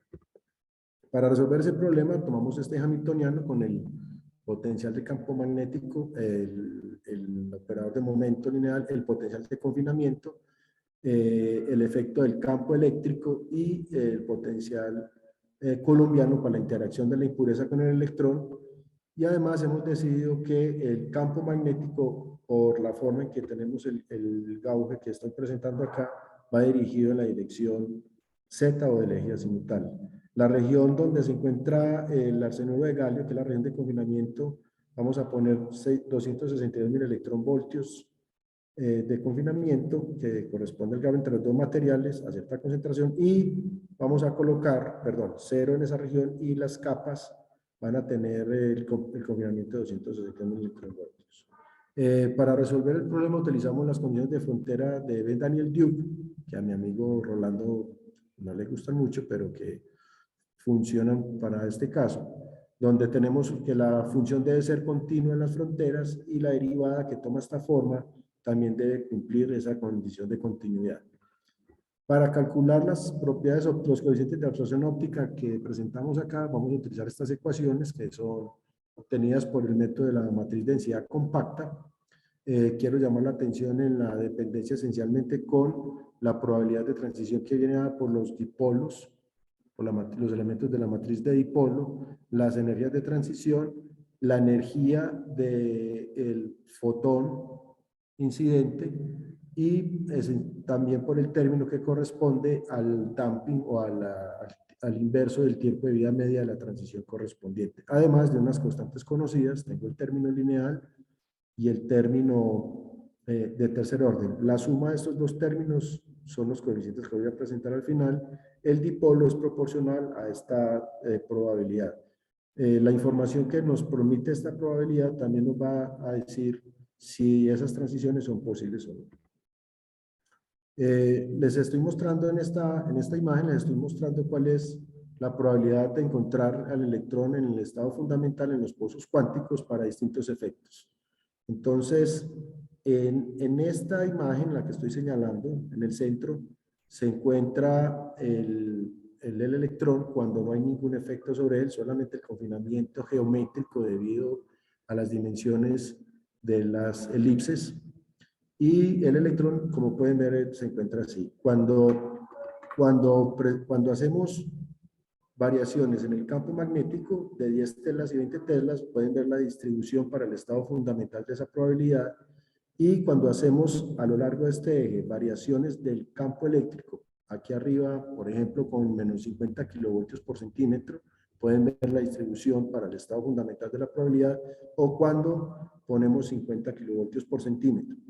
Cuando introducimos la impureza, entonces, por ejemplo, aquí, sin efectos de campo eléctrico ni magnético, si comparan esta imagen con esta, pueden ver cómo la impureza colocada aquí donde tengo el señalador, en la posición de 0 para la dirección Z y 0 para la dirección radial, hace que la probabilidad de distribución se vuelva más localizada debido a la interacción pues, con el electrón, ¿cierto? Cuando pongo la impureza justamente donde tengo el señalador, o sea, en la posición de R igual a 15 nanómetros y Z igual a 0, entonces vemos cómo se localiza mejor aún el electrón. Y si le aplico campo eléctrico en dirección menos Z, entonces el electrón se localiza aquí, la pueden comparar con esta imagen. Y si el campo eléctrico va hacia arriba, también fíjense la probabilidad del estado fundamental, cómo se localiza en esta región, comparada en este caso donde no hay impureza colocada. En estas dos figuras estamos colocando la impureza justamente en la posición Z igual a 0 y en R igual a 15, o sea, aquí donde estoy colocando el señalador. Y cuando pongo un campo magnético de 10 teslas o 20 teslas, si lo comparan con la imagen superior, pueden ver cómo la presencia de la impureza hace que el electrón esté más localizado dentro de la estructura. Con esas ideas del comportamiento de la probabilidad del electrón, entonces paso a mostrarles los resultados para la energía en función de la posición de la impureza a lo largo del eje Z. Estas son las curvas de energía para los 5 primeros estados. El estado pintado con negro es el estado fundamental. Y tengo acá las probabilidades de las transiciones. Fíjense que las transiciones solamente son probables a los estados 2, 3, 4 y 5. Entonces, bueno, aquí tengo todas las probabilidades. Y lo que tengo aquí a continuación son la forma que presentan funcionales los dipolos cuando muevo la impureza desde menos 15 hasta 15 nanómetros, es decir, desde el extremo inferior en la dirección Z hasta el extremo superior del material. Estas son las energías de las transiciones y las coeficientes de absorción óptica totales son estas curvas que están acá. Fíjense la forma, por ejemplo, que tiene aquí la transición 1,2, es la misma forma que tienen estos picos. La transición 1,3 es este mismo pico, pero fíjense que el 1,3 en el dipolo vale 0, entonces en esta región que corresponde exactamente a esta posición de la impureza, no tengo picos que correspondan a los coeficientes de absorción. Aquí presento la transición 1,4 o los coeficientes de absorción correspondientes a la transición 1,4 y aquí las transiciones 1,5. Fíjese que en esta transición la curva de energía es un poco más suave que las otras dos, pero el dipolo también tiende a 0 justamente cuando la impureza se acerca al 0 dentro de la heteroestructura. Entonces, por eso en esta región no se encuentra dipolo. En esta curva presento el efecto cuando muevo la impureza en Z igual a 0, pero con R igual a 15 nanómetros. Si ustedes comparan con las curvas anteriores, van a ver cómo se pronuncia el efecto en esta región cerca del 0. Se presenta una curva. Las curvas aparentemente parece que fueran simétricas, pero no lo son. Se puede notar un degeneramiento. Pues aquí están las curvas que corresponden a la energía. Aquí están los dipolos, son las mismas transiciones permitidas. Estas son las energías de transición. Y ahora los coeficientes de absorción presentan este comportamiento. Fíjese que siguen mostrándose igual como se ve la curva de energía, acá esta transición de acá.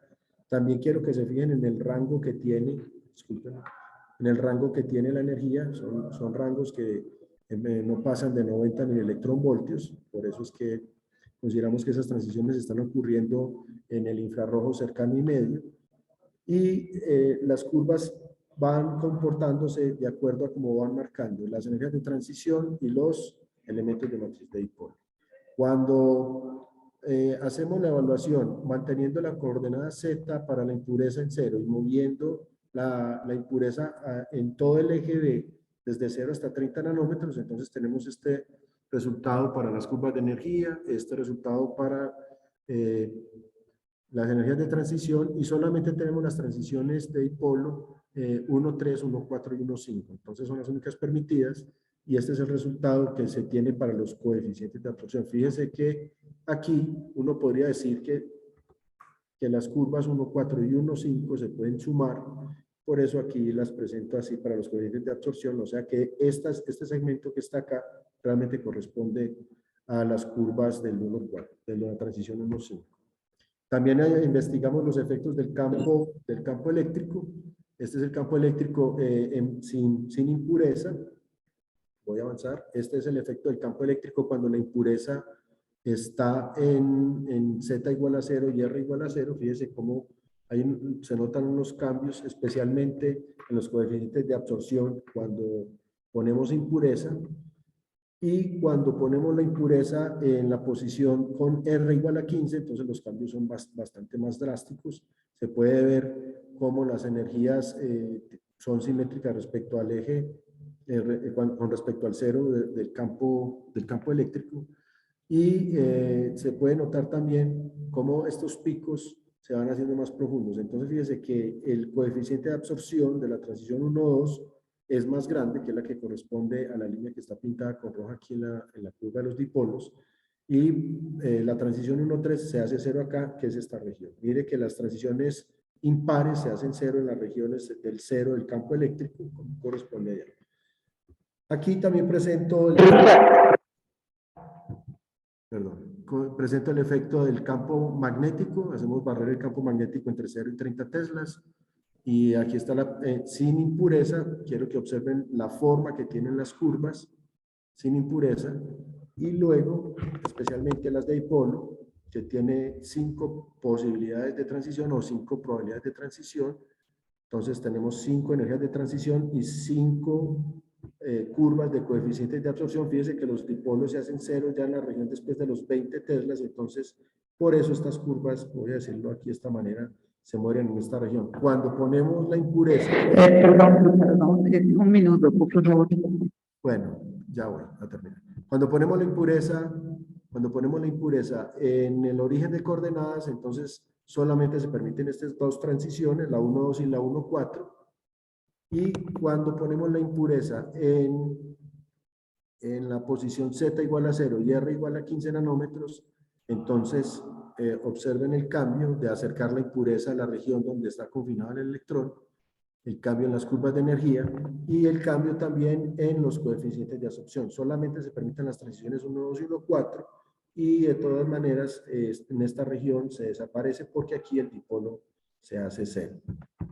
A modo de conclusión, vamos a decir que los resultados que encontramos, evidentemente las energías de transición, los elementos de matriz de dipolo y los coeficientes de absorción dependen de la posición de la impureza o de la presencia que haya y no haya impureza, de los efectos del campo eléctrico y del campo magnético, y también depende esencialmente de la región de confinamiento en la que se tiene el electrón. Lo que hicimos fue implementar una solución numérica usando métodos y elementos finitos. Les agradezco su atención y aquí quedo atento a cualquier pregunta.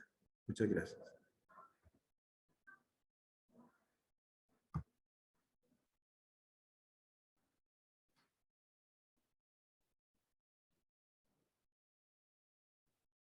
¿Alguna pregunta?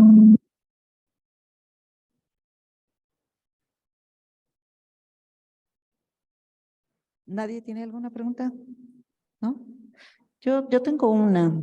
Sí, señora. Al principio, cuando hacen el cálculo, utilizan por allí, por ejemplo, este parámetro de damping, de amortiguamiento. Para los Es- efectos para los coeficientes de absorción, sí. Ok, ese es calculado por ustedes, es tomado de No, datos es experimentales. fenomenológico, lo tomamos de la literatura. Usamos un tiempo de una transición de un picosegundo, entonces el inverso va a dar 10 a la 12, 10 a la 12 Hertz. Material, entonces. Sí, nada señora. más. Ok, ay, extrañaba yo el sí, señora. Ok, gracias. Entonces, si ya no hay más preguntas, ¿no? Bueno, pues agradecemos nuevamente a Ricardo que desde Colombia, ¿verdad? Nos está Sí, señora. aquí. Gracias, muchas gracias. Gracias a ustedes.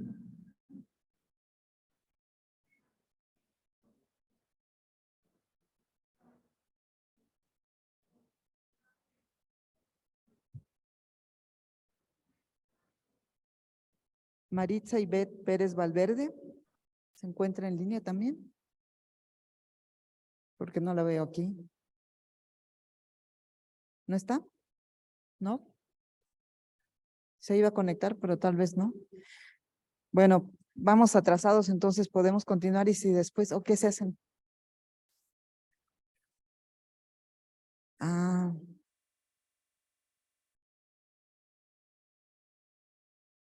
Probablemente, probablemente. No sé, tú, Maru, pues no tienes manera. Bueno, está bien, pues vamos a tener que continuar. Bueno, entonces la que sigue es nuestro colega Otman Obram. Él nos va a hablar sobre el efecto del desorden sobre las propiedades de la magnetorresistencia en una superred ferromagnética del fosforeno. Entonces, por favor. Otman.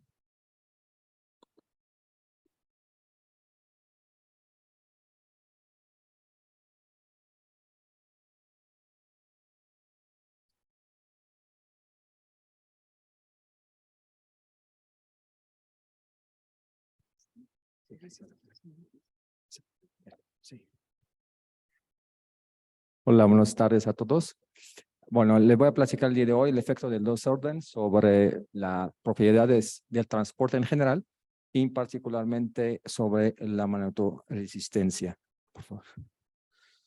Bueno, el contenido de este trabajo se divide en 4 partes. Entonces, los colaboradores son el doctor Isaac, el doctor Horacio, el doctor Giovanni y su servidor.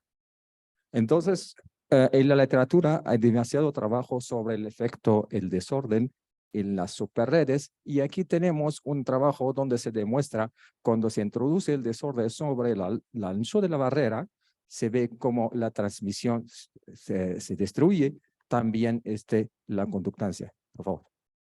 También otros trabajos se van en el mismo sentido, donde en la superred, donde el efecto del desorden, cómo destruye la conductancia, también la polarización. Sigue, por favor. Un trabajo que hemos hecho hace tiempo, donde el efecto del desorden sobre las propiedades, no solamente del transporte, también de las propiedades termoeléctricas, donde se ve cuando se aumenta el desorden, aquí está del 0, cuando está el delta igual a 0, significa un superred limpio, clean, ¿no? Cuando estamos hablando del delta T igual a 0.1, significa que es un 10% del desorden en la superred. Bueno, en este caso, el superred en ese trabajo se introdujo en la parte del alto de la barrera, ¿no? Entonces hay, bueno, un superred donde tenemos el alto de la barrera, donde cada barrera tiene su propio desorden. También se introdujo también ese trabajo en el ancho de la barrera y también del potencial como del sitio. En el caso de un superred en el silicio, el siliceno. Entonces se demostró no, solamente, también el efecto coeficiente de Seebeck se destruyó con la parte del desorden y también la figura de mérito. Entonces, la idea del día de hoy trabaja, bueno, el efecto del desorden sobre la magnetoresistencia. Solamente quiero aquí demostrar algo que me parece la mayoría lo saben. Cuando tenemos una válvula de spin, cuando tenemos aquí es el material ferro, ¿no? Entonces, cuando la magnetización está antiparalela, la resistencia está muy alta. Cuando están paralelas, ¿no? Entonces, la resistencia baja. Entonces, este es el efecto de la resistencia, de la magnetoresistencia. Solamente cambiar la orientación de una capa y de esta manera se puede controlar la resistencia y la magnetoresistencia. En nuestras aplicaciones, la parte del reconocimiento de las biomoléculas, también se usa el mismo fenómeno, también la ABS de los coches, también, bueno, solamente estoy mostrando algunas aplicaciones, también para determinar el ángulo de la posición, ¿no? Hay demasiadas aplicaciones, de hecho, hasta los discos duros de Estados Unidos está basado sobre este fenómeno.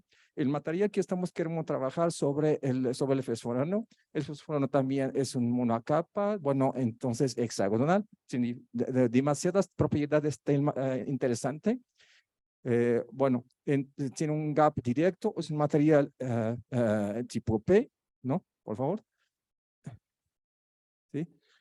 Bueno, en nuestro trabajo, lo que hemos usado, bueno, no hemos usado algunas referencias para construir el hamiltoniano, está basado sobre Taibandin, ¿no? Entonces, por favor. ¿No? Entonces, el hamiltoniano que hemos ocupado, hemos basado sobre este trabajo, ¿no? De esta forma, a partir de la relación de dispersión, logramos, usando también la matriz, de transferencia, ¿no? Entonces, logramos calcular la transmisión en una superred, ¿no? De la transmisión a partir de matriz matestral, se logra calcular la conductancia y luego se calcula la magnetoresistencia. La magnetoresistencia, como definición, es la diferencia de la conductancia paralela e interparalela, ¿no?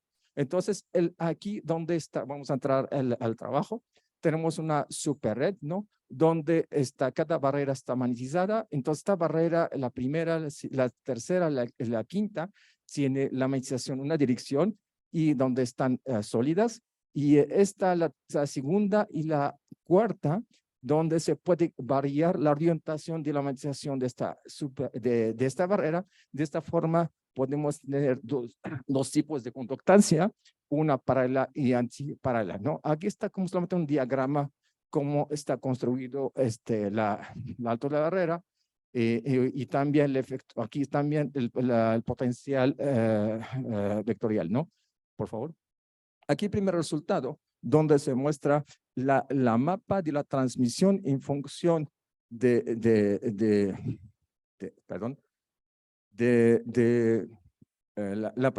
la transmisión en función de la energía incidente y también del vector de onda transversal.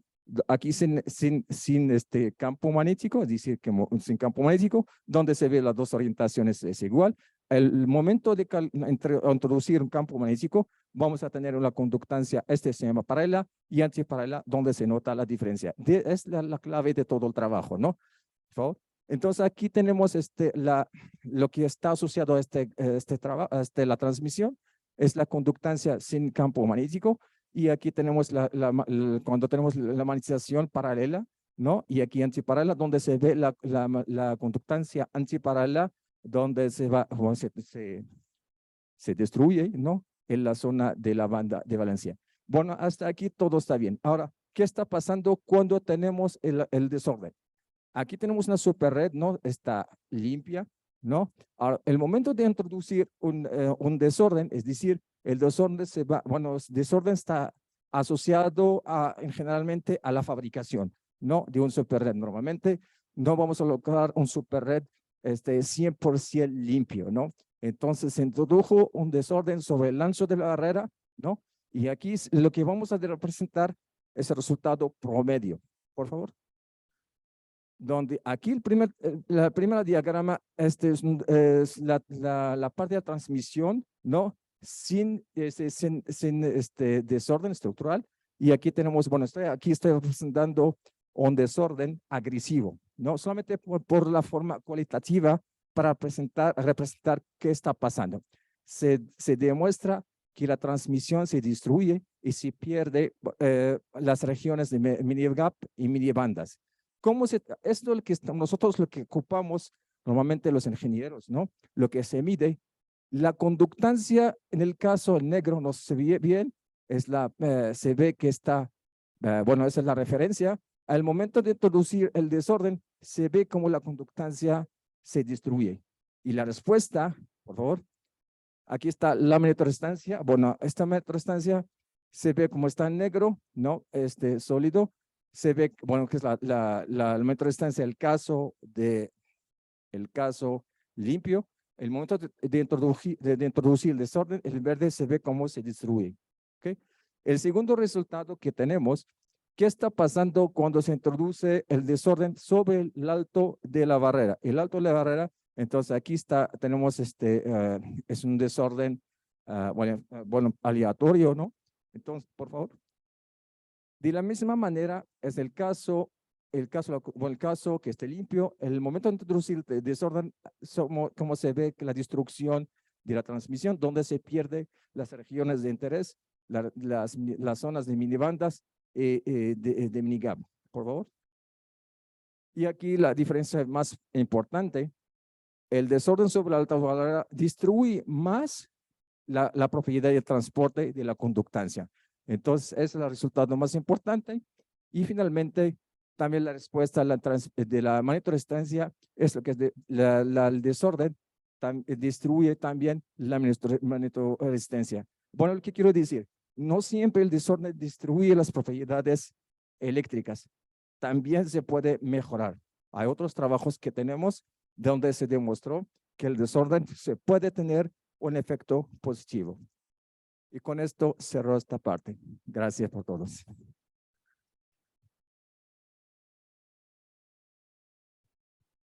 Bueno, muchas gracias. ¿Alguna pregunta? ¿Preguntas? ¿No? No me quedó muy claro a mí cómo caracterizan el desorden, la delta, El delta es el grado del desorden. ¿Qué porcentaje estamos introduciendo? Pero finalmente es un número aleatorio. Primero tenemos un generador, ¿no? Que nos genera la barrera, pero que no rebasa el 10%, por ejemplo, 0.1. El delta solamente nos dice qué grado tenemos del desorden. Entonces, los ingenieros siempre quieren que hay un desorden menos que el 5%, 0.5. Y aquí que estoy presentando el 1, significa 100%, solamente para representar, para que uno pueda entender qué está tratando, qué estamos haciendo, para que se vea mejor el efecto. Mi segunda pregunta en ese caso sería, entonces es un parámetro con el que están midiendo el desorden, en un caso es cambiando el ancho y en otro caso variando las alturas. ¿No han comparado qué pasa con el mismo parámetro de desorden, pero diferente tipo de desorden? ¿Cómo cambia? El caso aquí el que tenemos es un ruido blanco. Bueno, también se puede usar otros tipos de desorden, no lo hemos estudiado, pero también es algo importante. Entonces, son de ese ruido blanco que no tiene, color, un patrón. Entonces, un ruido blanco que estamos usando.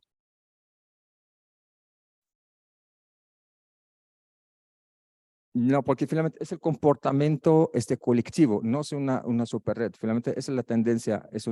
Tenemos, lo primero que debemos hacer, tenemos un lote, supongamos, de 1000 configuraciones desordenadas y vemos cuál es la tendencia total de este lote. No estamos trabajando solamente sobre una muestra. Sobre muestra, claro, no sé, este resultado está mal. Es el comportamiento colectivo. Sí.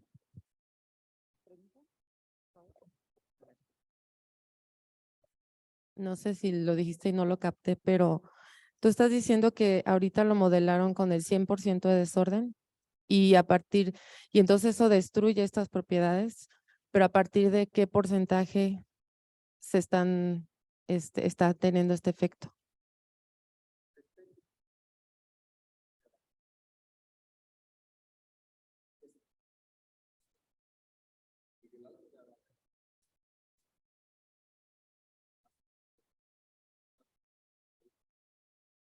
Cada propiedad va, o sea, cada una de esas, la transmisión, la conductancia, la magnetización, cada uno tiene un cambio a diferente, y es muy diferente este porcentaje de desorden para cada una de estas.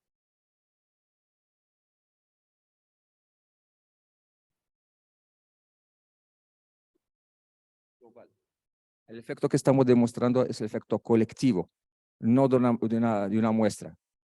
Una muestra no se está resultando. Entonces vamos a considerar mil superred y cada una tiene su propia configuración. Entonces lo que vamos a hacer, promediar sobre todo el lote. ¿No? Entonces no se trabaja una muestra. No sé si ¿se quedó claro? Okay. Bueno, pues entonces agradecemos a Othman y todo el grupo. Muchas gracias por la presentación. Bien, para concluir en esta sesión tenemos la participación de Uriel Alberto Díaz Reynoso. Él nos hablará de correlación electrónica y pares ligados en la distorsión de Peirce. Él está en línea, entonces le pedimos por favor que se conecte. Nada más, por favor, ahí en algún momento te aviso cuando ya te queden 2 minutos. Sí, muchas gracias. Le voy a poner compartir. ¿Me dan permiso de compartir pantalla?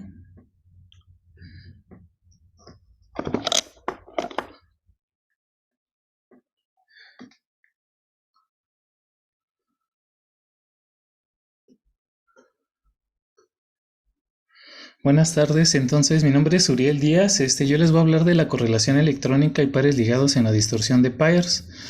Mi trabajo lo realizo en conjunto con el doctor Horacio Navarro y mi compañero Ernesto Huipem. Pues sabemos que la superconductividad es de las cosas más importantes que vamos a estar trabajando en este siglo, quién sabe en el siguiente, y se ha avanzado bastante. Ya tenemos materiales superconductores que llevan más de 100 grados por arriba del cero absoluto. ¿Sí me escuchan bien? Bueno. Sí, te escuchamos. Sí, perdón. Ok, gracias. Y pues las razones por las cuales se debe la superconductividad pues todavía no son del todo bien entendidas. Hay discusión sobre cuáles son los métodos, los mecanismos que subyacen. Unos creen que sí es el modelo BSS, otros creen que es por Hubbard. Hay discusiones fuertes sobre si es o no es realmente cuáles son los mecanismos. Entonces ahorita hay mucho trabajo que podemos hacer y bueno, yo estoy trabajando con el modelo de Hubbard. Pero una pregunta que quisiera hacerles, ¿es necesaria la atracción para tener pares ligados? Bueno, de eso vamos a ver ahorita con análisis muy sencillo. Nosotros pues ya conocemos que el modelo de una partícula más simple es el amarre fuerte. En amarre fuerte, casi lo más importante que tenemos es que hay unos sitios y hay unos saltos que están dados por unos parámetros y los sitios tienen ciertos valores de energía. En este amarre fuerte lo que hacemos es una caricatura de un sistema real y lo ponemos en términos de ciertos orbitales o estados localizados que van a ser la base de este nuevo sistema, y nada más vamos a trabajar como si el sistema fuera suma de estos estados localizados. Los saltos tienen que ver pues con como los estados localizados no son funciones propias del hamiltoniano, pues se van a estar moviendo, van a estar evolucionando en el tiempo en otros estados que en otros sitios. Entonces eso le llamamos la integral de Hopin y bueno, la energía del sitio. El hamiltoniano de Hubbard es una caricatura también más o menos con la misma idea, pero metimos la correlación electrónica, vamos a meter operadores de dos partículas y vamos a meter que hay una energía que tiene que ver con 12 electrones ocupando el mismo sitio. En este caso vamos a también incluir spin hacia arriba y hacia abajo para permitir que dos partículas ocupen el mismo orbital. Uno va a tener spin hacia arriba y otro hacia abajo. Y hay una energía debido a la correlación electrónica que tiene que ver con la repulsión coulombica del orbital con el mismo.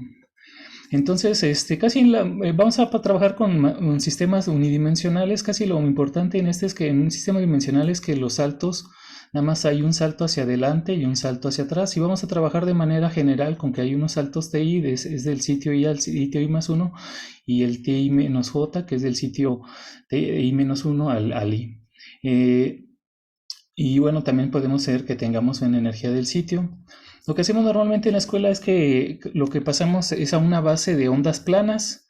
Estas ondas planas, pues lo podemos también ver como están relacionadas con la transformada de Fourier. Y en esta base, estas ondas planas están dadas por un valor de un número de onda K. Y en esta base, el hamiltoniano, los elementos de la matriz de hamiltoniano tienen una cara donde el elemento LK está relacionado con la transformada de Fourier de la energía de los sitios y también con la transformada de Fourier de los saltos. Y aquí aparecen unos términos de la fase. En el caso de la distorsión de pares, pues la podemos ver como también una cadena unidimensional donde hay dos saltos que se alternan unos pares. Hay saltos pares y saltos impares y todos son iguales. Todos los saltos pares son iguales y los saltos impares son iguales. Y en este caso, la transformada de Fourier de estos saltos, nada más ahí para dos valores, para el valor de 0 y para el valor de pi. Eso es lo que hay que tener en mente, que nada más hay dos valores de la transformada de Fourier cuando tenemos una cadena con dos saltos diferentes.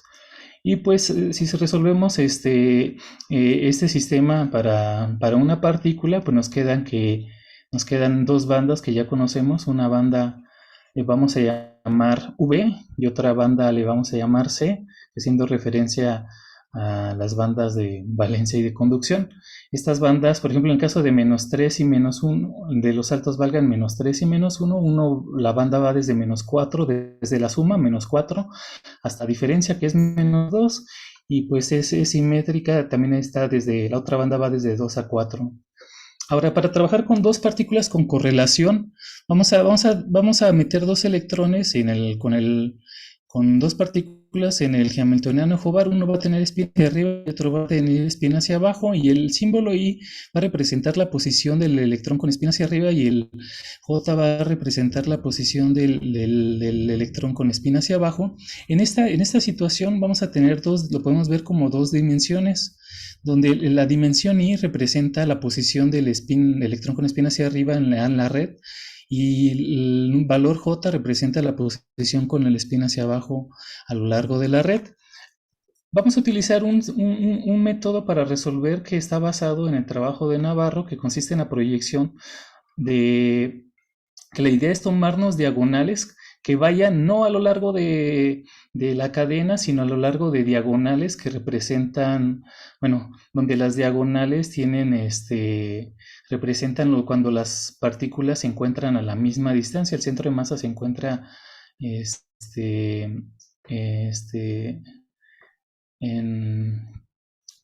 cuando la distancia de las partículas se encuentra al mismo valor. Por ejemplo, la diagonal principal, las dos partículas están en el mismo sitio y la distancia entre ellas es 0. Entonces, en esta nueva base, pues,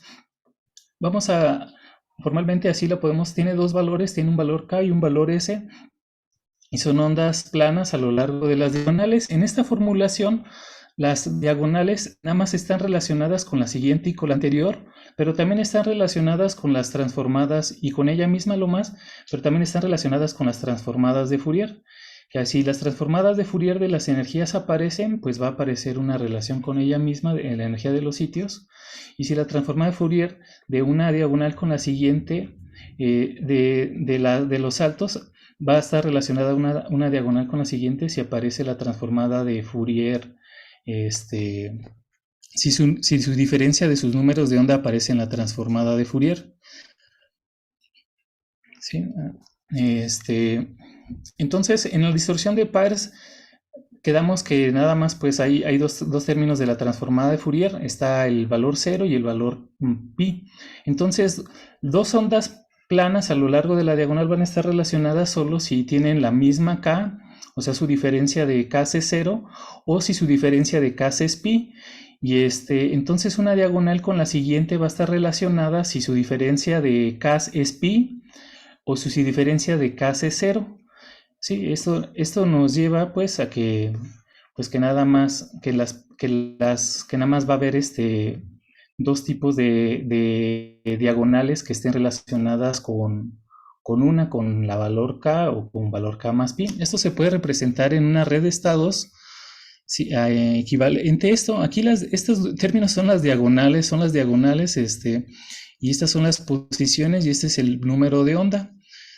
Entonces, estas son diagonales si están relacionadas con las siguientes y su valor si diferencia de k es 0, su diferencia es pi. En este sistema, la complejidad ya está reducida porque estos sistemas tienen más o menos, tienen 2n partículas y su complejidad computacional es de n al cubo resolver cada uno de estos sistemas, y vamos a tener una cantidad de n sistemas, entonces es n a la cuarta, y resolver el sistema completo en la formulación tendría n a la sexta, sería de complejidad computacional a la sexta porque tiene n cuadrados sitios.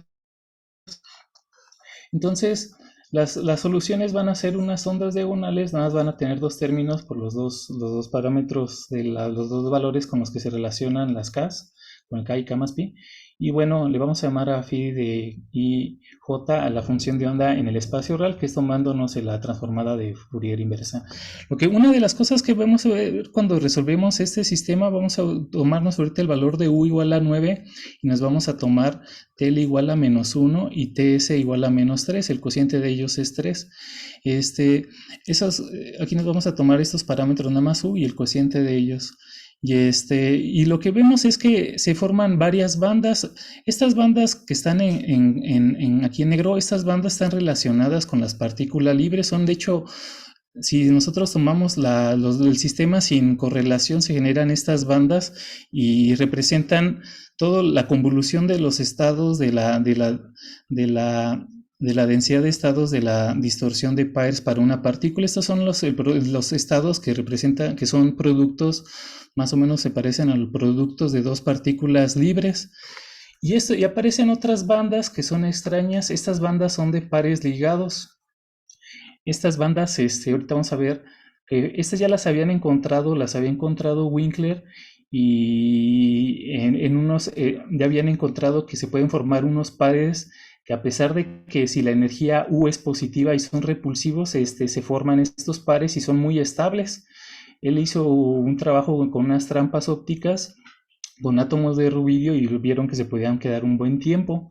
Y bueno, aquí aparece otra banda que es bastante interesante. Los estados extendidos de estas bandas negras tienen esta forma, como le había mencionado, son el producto de funciones de dos electrones libres.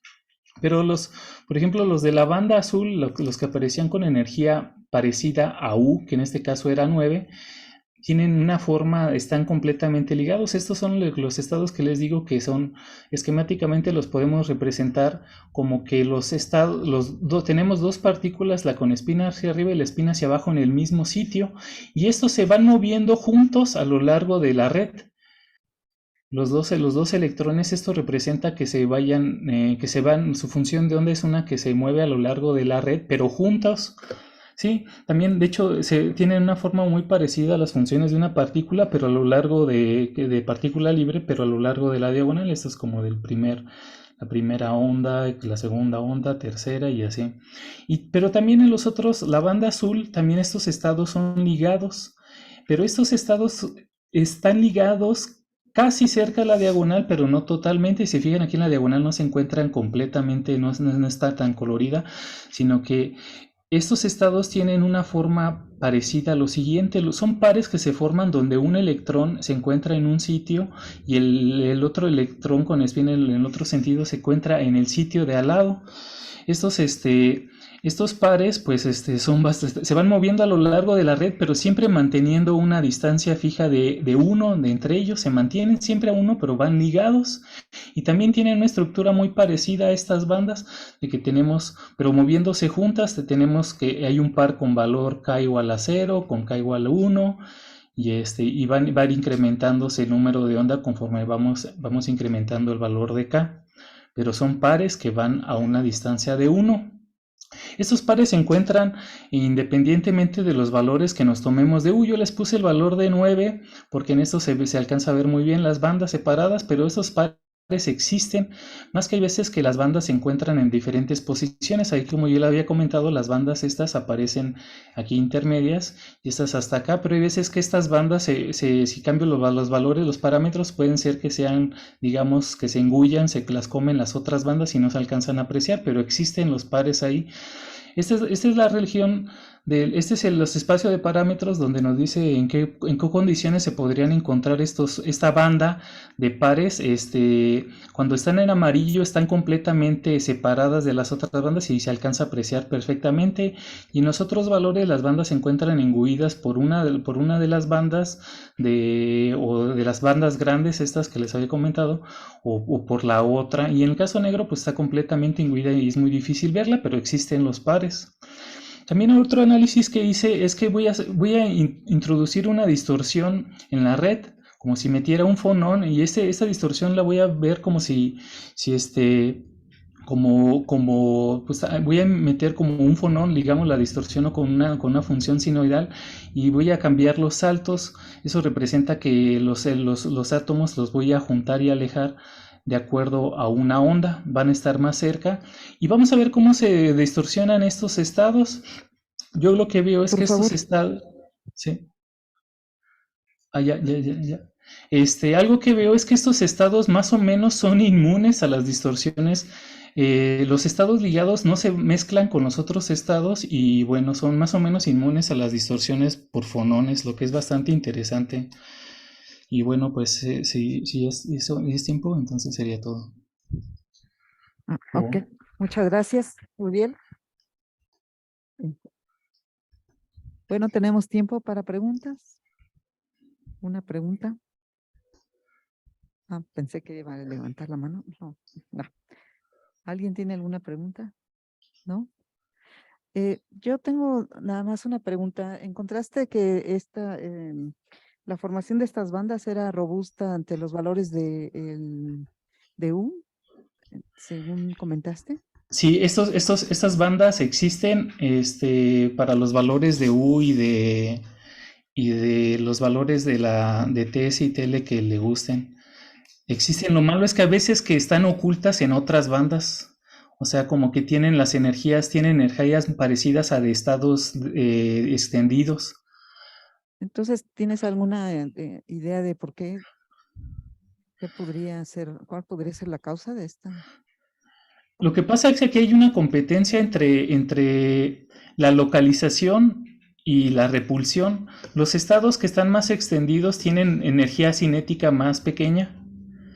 Y pero también los estados, cuando se encuentran en la diagonal, van a tener mucha energía debido a la repulsión. Entonces ahí hay una competencia entre la repulsión y la localización de los estados. También otra forma de verlo es que cuando nosotros metemos dos saltos diferentes, aparecen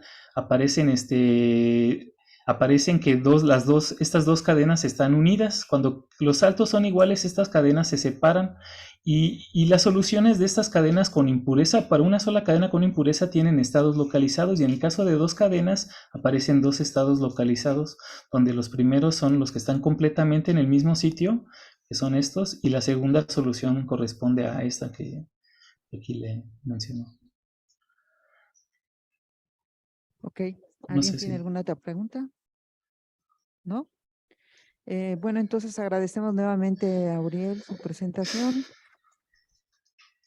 y agradecemos también a todos los presentadores en esta sesión. Muchas gracias. Terminamos Sí. por concluido y nos vemos en la cena. Ok, muchas gracias a todos.